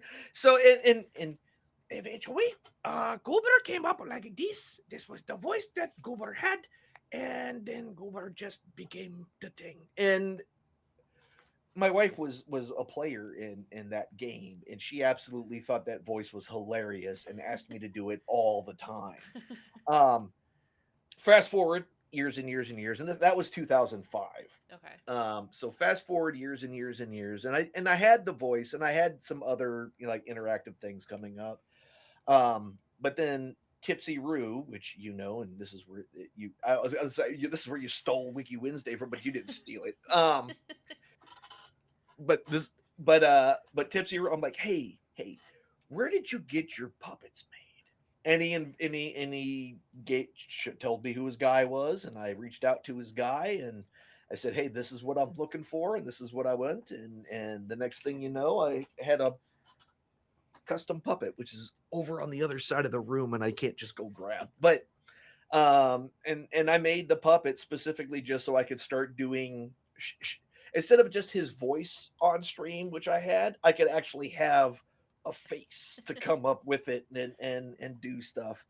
And when I told Gordon, the guy who made the puppet, I'm like, he's a goblin in any way, shape, or form, but he's one of those goblins that never fit in with the rest of goblin kind and always kind of did his own thing. Right. And honestly, Goober is my I want to be friends with everyone part. It almost everything I do is part of like my psyche and my brain hole. Like it's that part of me that's like, I wish everyone liked me, and I will do anything to get people to like me. That's gotten smaller since I've gotten older. I don't give a hell. I just like, no, I don't care. Like me or don't like me, just leave me alone. That kind of thing. But when I was younger, I was very much like everybody in the '80s. I wanted to fit in, and that was, except for the younger folks that weren't even born then. Uh, but yeah, so like Goober is very much that feeling of everything is neat, everything is cool. I like everybody, but people don't like me. And that was kind of what he was personality wise, is that he would just try to be friends with everybody, and most people just didn't like him because A, he was a goblin, and B, because of his goblin brain, he thinks of things differently than most other people, and so what he thinks is a gift, other people think is frog guts in their shoe, that kind of thing. So Right. and he's kind of developed his own personality over the years. When you make up like an NPC, and he, by the way, he didn't even live all the way through that adventure. Like, he ended up getting killed um, by the players, but completely on accident. Because they blew up the entire building. He just happened to be under it when it went out. Oh, that must have been Um, so sad. oh, it was so. And me being the showman that I am, when they were leaving and walking out through the rubble of this destroyed building, they saw sticking out of the rubble one goblin hand holding a box of jewels. They're like, "Hey, we found them!" And I'm like, "Yeah. You crushed them in the rubble after you blew up the building." Um, so yeah, he didn't even live. Like he survived one adventure barely, and he ended up dying. So, but over the years, he's kind of developed his own. I say his, and I say that a lot because I honestly think of him as a different person than me. I know that sounds weird and probably slightly crazy, but like when I take his personality and how he is, which is not like me really, and as little things come up and then I would have him react to it, that just became part of his personality. So it just built up over time as more and more things happened with him and whatnot. So he actually I by the way, if there's anyone watching who's a dungeon master or game master of any game, I have been trying to play Goober as a character, Oh and I my did for a god. little bit. I did for a little bit in one game, but the game fell through after a few episodes. But damn, I really want I Goober just want to be Goober and be friends. That's got to break the status quo. Um Goober not even know what that mean, but it seem important. Um but yeah.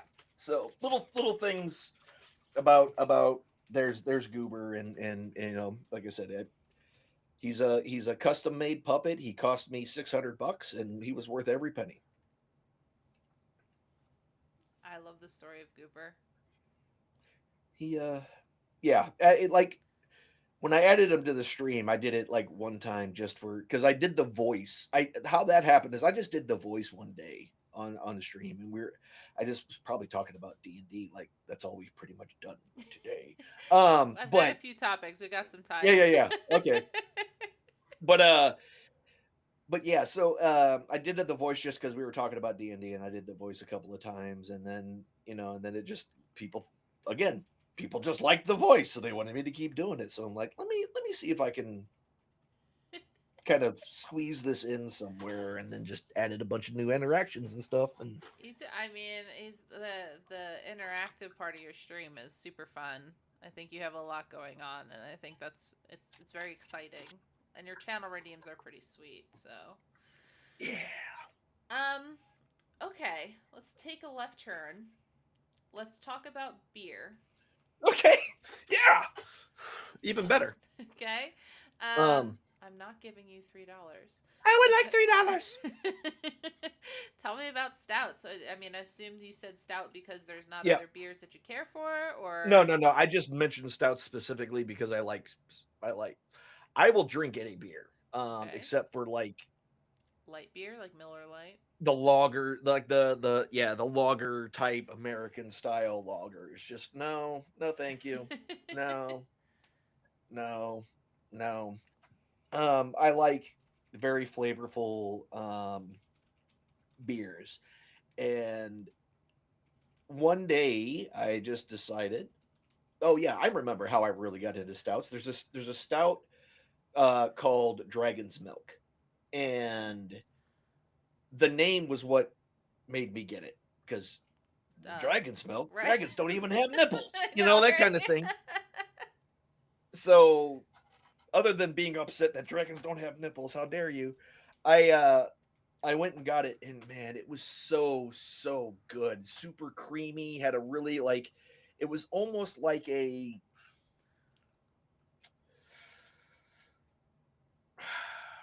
not a cream soda, like it was almost like a root beer kind of like a feel of it coating your mouth. I don't know, not like a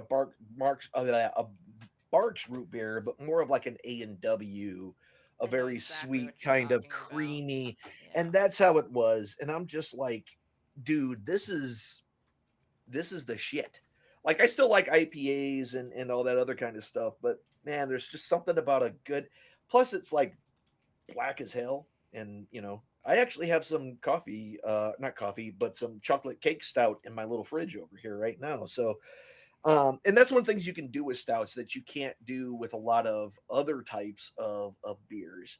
Um, because it's kind of a darker, thicker beer, you can get like chocolates and coffees and other flavors kind of mixed in with it. And it still turns out really good. So, and they're usually the stronger beers. Absolutely. Yeah. Yes, they are. That's the way. If you're gonna drink your calories, you might as well have the. That's why I do. That's right. That's why I do shots, Alan. That's why. No. That's why I don't really care for drinking. If we're gonna get to the point, let's just do shots. So like when if I'm drinking beer like the ones I have in my fridge, it's usually like at night after I'm done with work and I just kind of feel like having a beer and I'll drink one. Like Right. that's what if I'm drinking, if I'm like, oh, I'm going on vacation and I want to drink, yeah, I'm going to liquor. I'm going to the liquor store and buy liquor. But just to have something and to enjoy it. Yeah. All right. That's how that works. Stouts. I'm not a huge beer person. I'm a person. That's my race and class right there. Yeah, Person I see. person. Yeah. Perfect. But I was curious. You put some interesting stuff on here, and one of what I thought was funny was that you were like Les Claypool, musical artist, Primus band, Primus. Korn. Yeah. There was Yep, no yep, yep. parentheses. There was no nothing. Like, Everybody knows who Korn is. I know who when Korn you is. spell it with a K, it's what it is. It just cracked me up because everything is in parentheses, and they say the best people who usually have some sort of attention will usually put things in parentheses because everything deserves a second thought and a second. And I do that all the time. Everything goes in parentheses. Like Korn, for me, Korn is so just absolutely the spelling of it. That's who it is. Like nobody sees the Korn even with the forward or the backward R. Either way, nobody looks at it and goes, "Oh, I wonder if they mean the band." Do they mean the band or do they need some? No, everyone knows what that is, right? It's true. But like Les Claypool, unless you're a fan of Les Claypool, you probably don't know who Les Claypool is. Right. Unless you were a fan of Les Claypool, you probably don't know who Primus is. So that's why I kind of specified those. I love it. I love that you did that because I do know who Korn is. So yeah, it works out. See? So let's talk Korn for a little bit. Okay. Delicious. Yeah, right. So they came out in my early, mid-teens. Yeah, came out in my mid-teens, and of course, when you're in your mid-teens, you're a very angsty individual, and Korn just kind of filled that.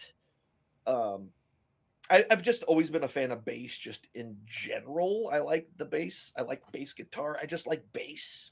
No treble. I didn't mean for that to happen, but it did. I hate that song. But so when they first kind of hit the scene, their bass lines were just absolutely out of this world, and I freaking just really were drawn to them. So absolutely one of my still one of my favorite bands of all time. They're the only other, like, I buy every Primus album that comes out, I buy, not even hearing it, because I know I'm going to enjoy it. Korn is the same way. I know I'm going to enjoy the album, so I don't have to hear any of it to buy it. But that was back when I bought, when you got CDs and cassettes. By the way, kids, CDs are these discs. Oh, I'm not going to go through all that. Cassette, yeah, no. Yeah, cassette tape. Okay, so wait, so let's talk Primus then. So, when did that come into your life? So they started way before I started listening to them. But I really got to those they were my early teens band. And one of the things that I absolutely loved about that band is that their songs are stories. Ooh. It's not just a song about blah blah blah. Like literally their songs are about their stories of some sort. Lacquerhead is literally about people who buy spray paint and other things like that and huff it. Um, there were God, there's so many. Winona's Big Brown Beaver, which is probably the one that most people know of. If they know anything, if anybody knows anything about Primus, it's Winona's Big Brown Beaver because it took off. Um, and and it's literally about a beaver. It's not about what everyone thinks it's about, Right, and right, that's part of the joke of the song. right. Is essentially it's really about a lady who owns a beaver, beavers, and sorry, I had No, flashback. that's fine. Um, and yeah, so they're all about stories, and they bass is basically the primary instrument in it, and again, it's played by Les, Hmm. and he's who's a slap bassist, and the get Larry like the original Larry Lalonde, the original head guitar Larry would write his guitar riffs around the bass line, and then the drummer would they weave. They're just fantastic musicians that all like weaved in their individual things within between each other's stuff. Yeah. So every one of them kind of had their own piece of it, and with any of them was not there, it wouldn't be anywhere near as cool of a sounding song. Um, and they Now, would do a lot of like really interesting um songs about just all sorts of random stuff. But again, like Les would play the stand up bass. Like it's not just he plays the bass guitar. No, he plays the stand up bass. He plays he plays a whammo, which is a fucking kid's toy. okay. Um, is it called a whammo? Yeah, actually, the name of the song is like whammo. Um, I Wemola? think Whamola. Yeah, actually, that probably is That's Les right there Brian. playing Yeah, it. that's less. um, so it's essentially just a string in a whammy bar. That's all it is. And he hits it basically like with a I think it's a bow, but it's more like a hammer. This is the Okay. way he's dong dong dong. So yeah, it just very just interesting, very bass heavy dude, and he's done all sorts of collaborations. I think his last collaboration was with John Lennon's kid. Oh, wow. Um, I can't think of his name off the top of my head, but yeah, John Lennon's son was like one of the latest collaborations that he's done. Um, Interesting. and So have you seen any of these bands live? oh god, yes. Um, the last time I saw Primus was actually in Vegas when I lived there, and it was a midnight show, and it was absolutely fantastic. We didn't get out of there until 3 in the morning, Wow. um, and it was just a fantastic freaking show with them all playing. Corn I've seen in concert twice, both times in Vegas actually. Um, one time at the Pearl in the Palms, or no, is it the Pearl? No, it's just the Pearl. I don't remember. It's not the Pearl in the Palms. It's just the Pearl. And then the other time when they were part of a big like 3 day festival kind of deal that came through. Hmm. Um, but yeah, so I've definitely seen them a couple of times. Shit, I've seen Nine Inch Nails a couple of times. Um, Dude, if it was like an alternative slash like 90s rock band, and not like hair rock, but like a 90s like new metal band, that was my shit. That was me. I was in there like swimwear. Yeah. That's definitely a genre that is now called classic rock. Listen, listen. I will not have you slant. Classic rock is from the 70s. God damn it. I know, and I believe that too, but I literally had a conversation with someone today, and they were like, yeah, Nirvana's classic rock. And I was like, Yeah, no, it grunge is is. It not absolutely. dead. Yeah, dude. I used to wear the flannel, man. I'm a flannel wearer. Like the flannel shirt over top of the t-shirt. Like that was I wore that a lot. Um, I could see you wearing that. hey man, I'm a product of my environment, and my environment was fucking awesome. Um, um, so again, in the parentheses, which I'm glad you clarified, smoking meats. yes, yes. So tell me about smoking Uh, meats. okay, so this is one of my when I first moved to Texas, after I retired from the army and I first moved to Texas, and I'm like, you know what? If I'm moving to Texas, I got to smoke meat. Like that is a requirement for living here. I'm pretty sure they would take away my right to live in Texas if I didn't learn how to smoke. So I went around. I found one that was happened to be on sale, and I'm like, all right, we're getting it.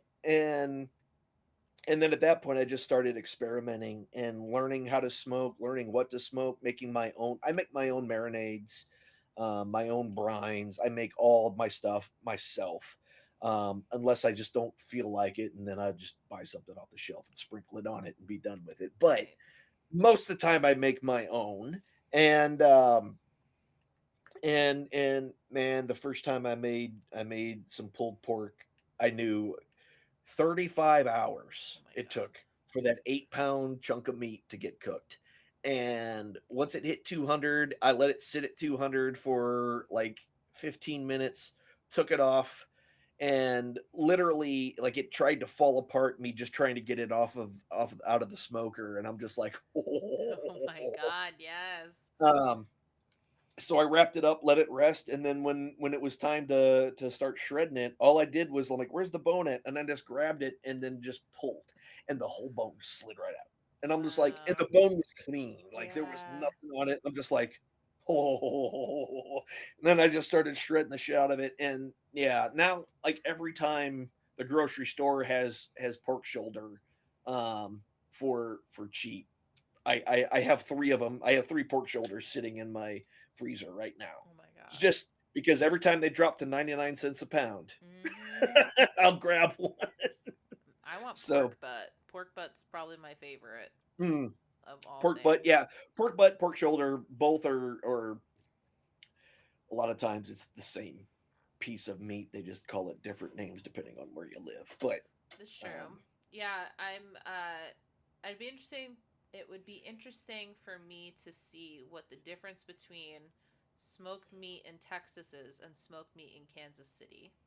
honestly, there's not a huge difference. The big difference actually is the way like Kansas City sauce is completely different than the way sauce is done down here.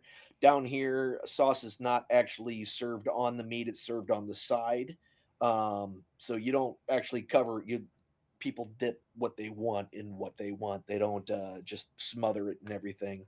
Um, Yeah, but I I do mean, because I I've don't give a taken shit. home But ribs that they're oh yeah, yeah, basically yeah, yeah. ribs and then you have to put your own sauce on them. Yeah, yeah, yeah, yeah. So I do mine. I don't put sauce on my ribs. I don't need to.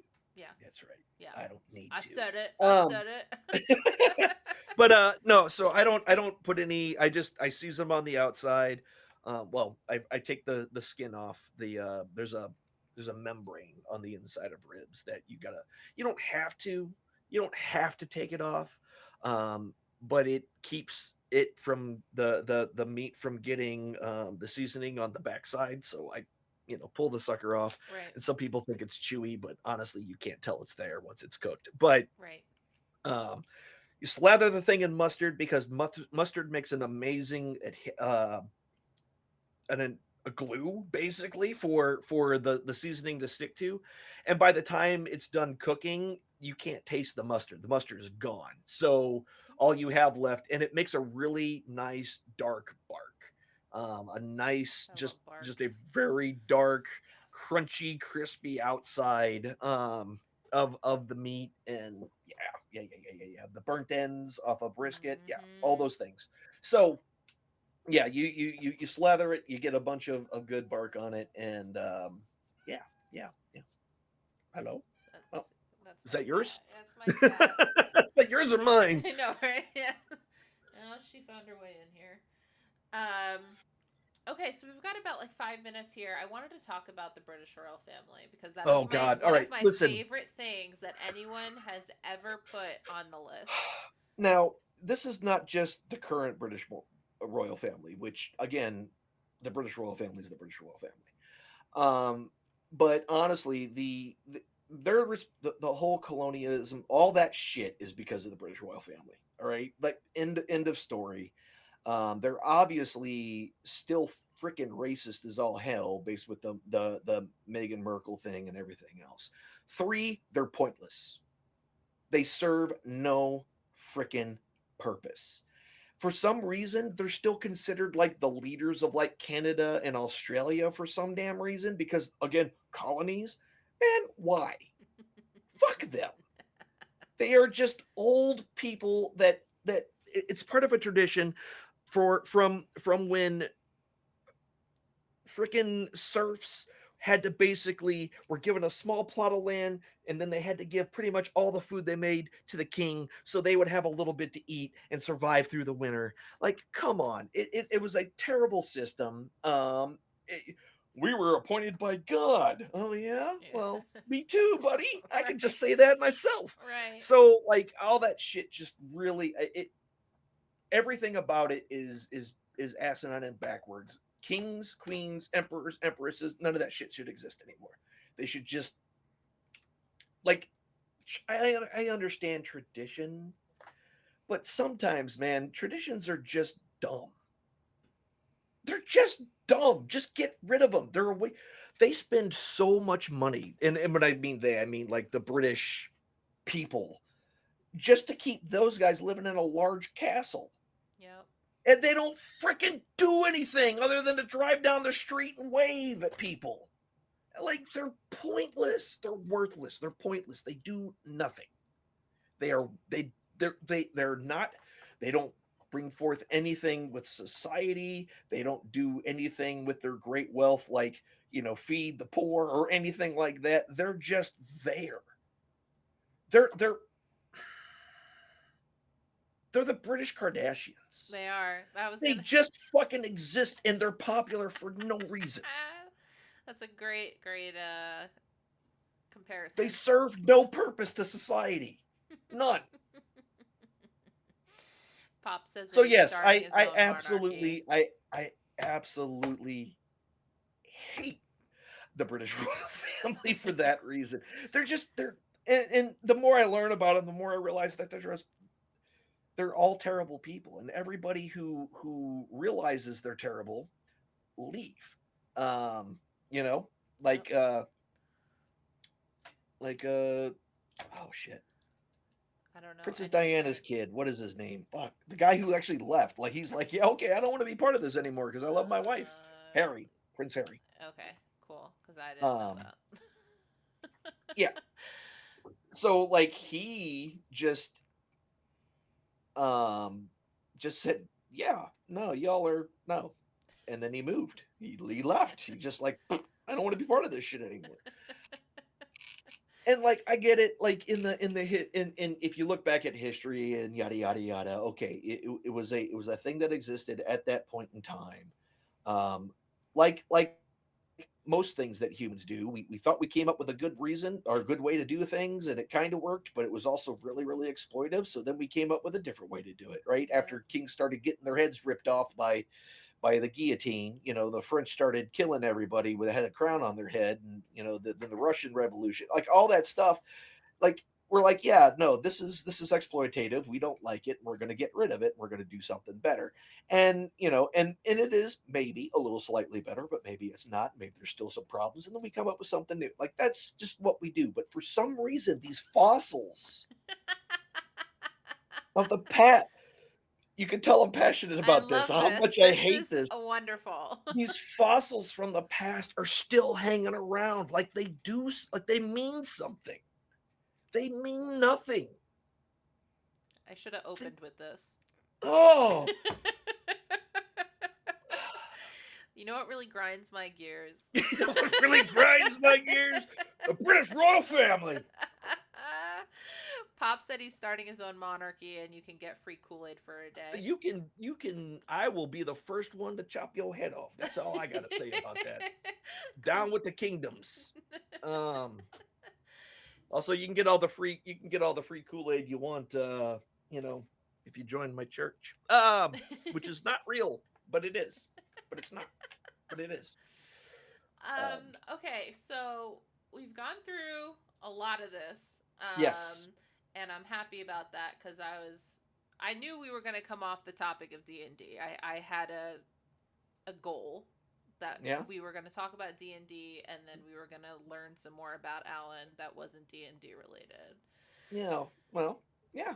I know a few things. Yeah. I'm generally intelligent. Yeah, generally. and I didn't have to Wikipedia much. You pretty much knew the gambit of I what did. I do actually know so much. I didn't realize how much of this crap I actually knew Right. until I started talking about it, and then I would say something, and then I would oh yeah, there it is on the page. Yep. I would say it, and then there it was. It's oh, all right, well, I guess I am correct. I love it.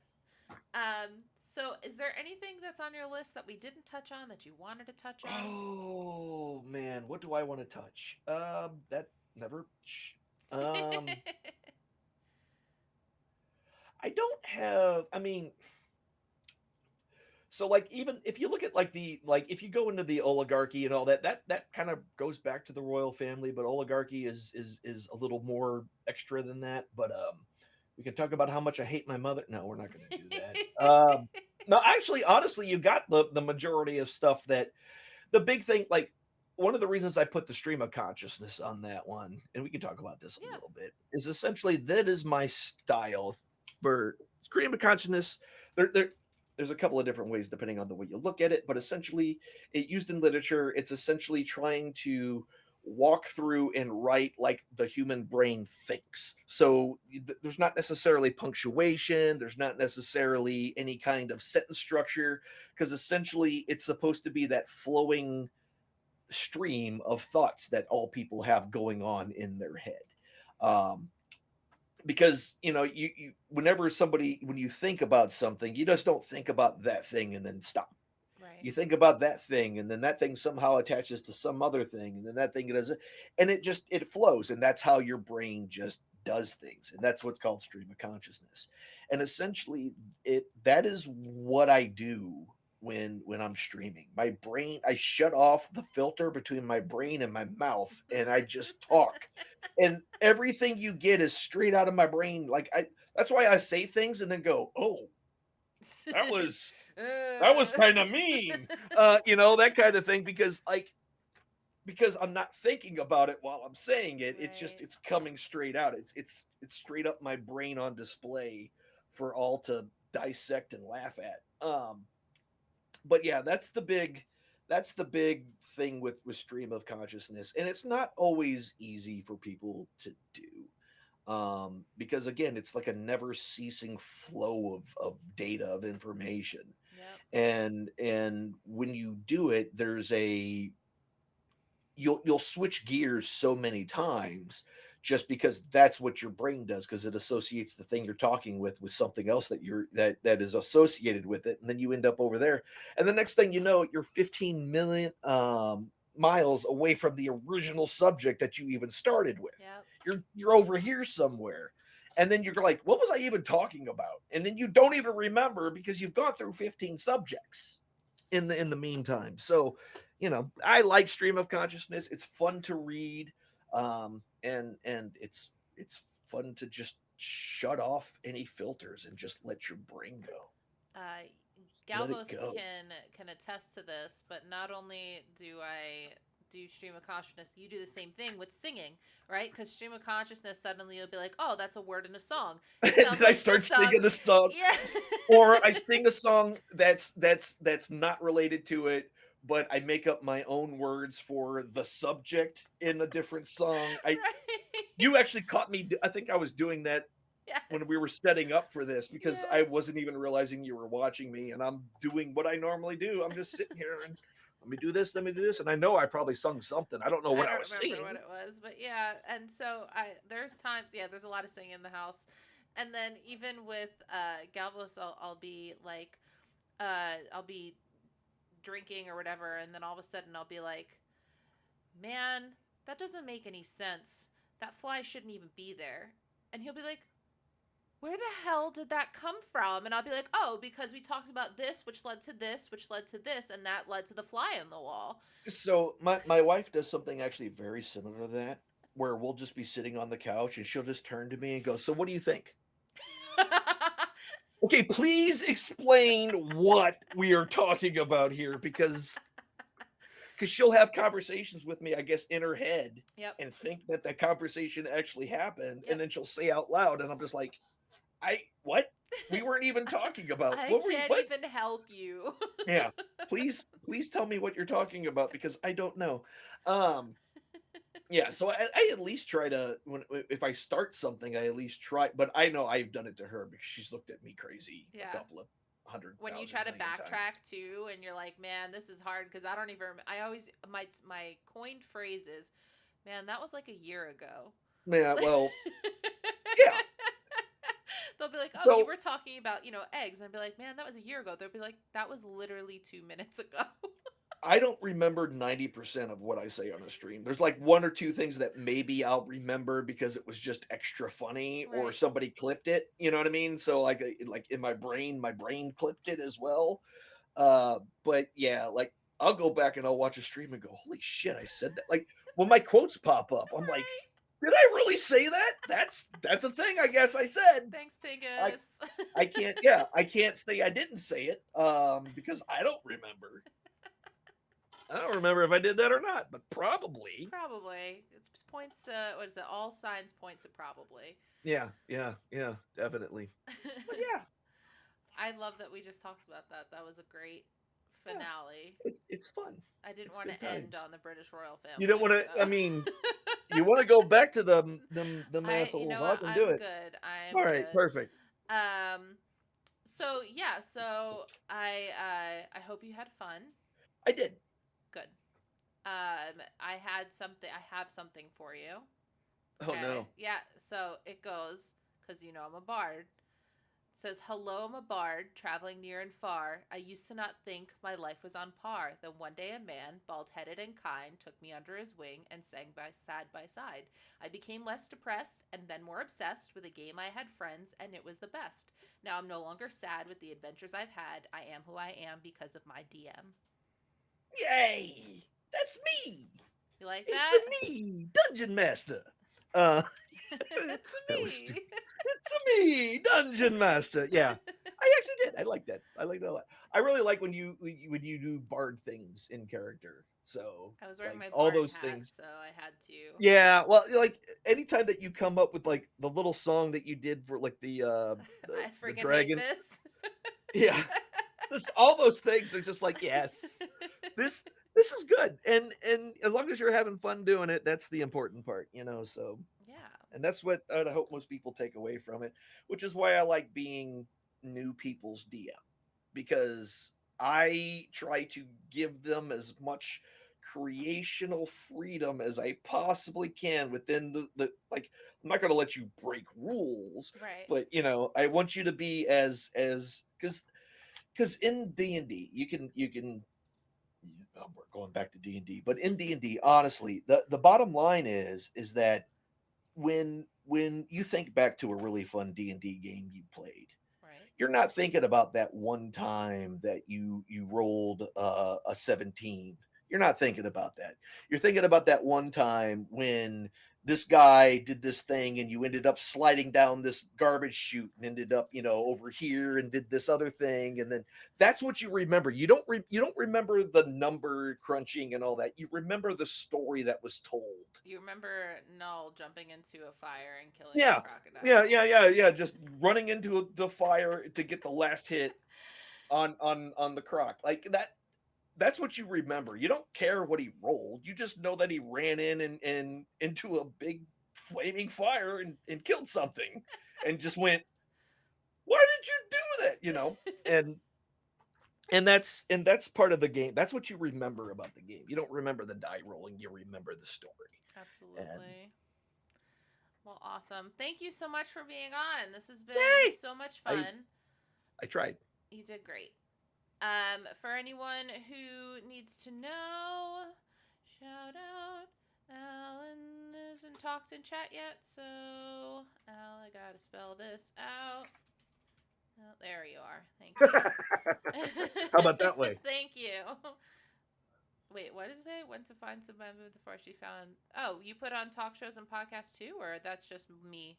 I messed that up. It's fine. I had to redo everything because Galvos put a new SSD in my computer. So I Oh, literally had to redo all of OBS last night so that way I could make Wiki Wednesday work. So I tried. make a copy of all your scenes and everything. I thought I did. Serious. I Okay. thought I did. Yeah, I freaked out the other day because um I had lost the entirety of my scene data for like the D&D stuff, which by the way is a lot of crap. I bet. Like several hundred different things that make up that D&D screen. So I was losing my mind, but I have a cloud backup, so I just was like, when's the last time it worked? Let me go to my cloud backup. There it is. Copy it down, threw it in there, and I'm like, oh God, it worked. Oh God, thank you, Oh because gosh. there was no way that was gonna work out for me. Yeah. If it was gone. I'd have left the internet. And none of y'all would ever seen me ever Oh again. no. Well, again, thank you so much for being on. We are going to go ahead and do a raid to Mary Amber. Mary Amber is a great part of Sideshow Alley, which is basically a bunch of people who are like magicians and interesting nerd rockers and all that stuff. So we're going to go ahead and raid her. And Alan, thank you so much for being on. I appreciate you. I appreciate you having me because, I don't have many friends and they don't invite me over to play very often. Well, you can come over anytime. We'll play some Munchkin. We're going on a raid. Oh, wait. Yeah. Here, let me do this. Raid call. Oh, I don't have one anymore because my OS hit the bed. Okay, goodbye.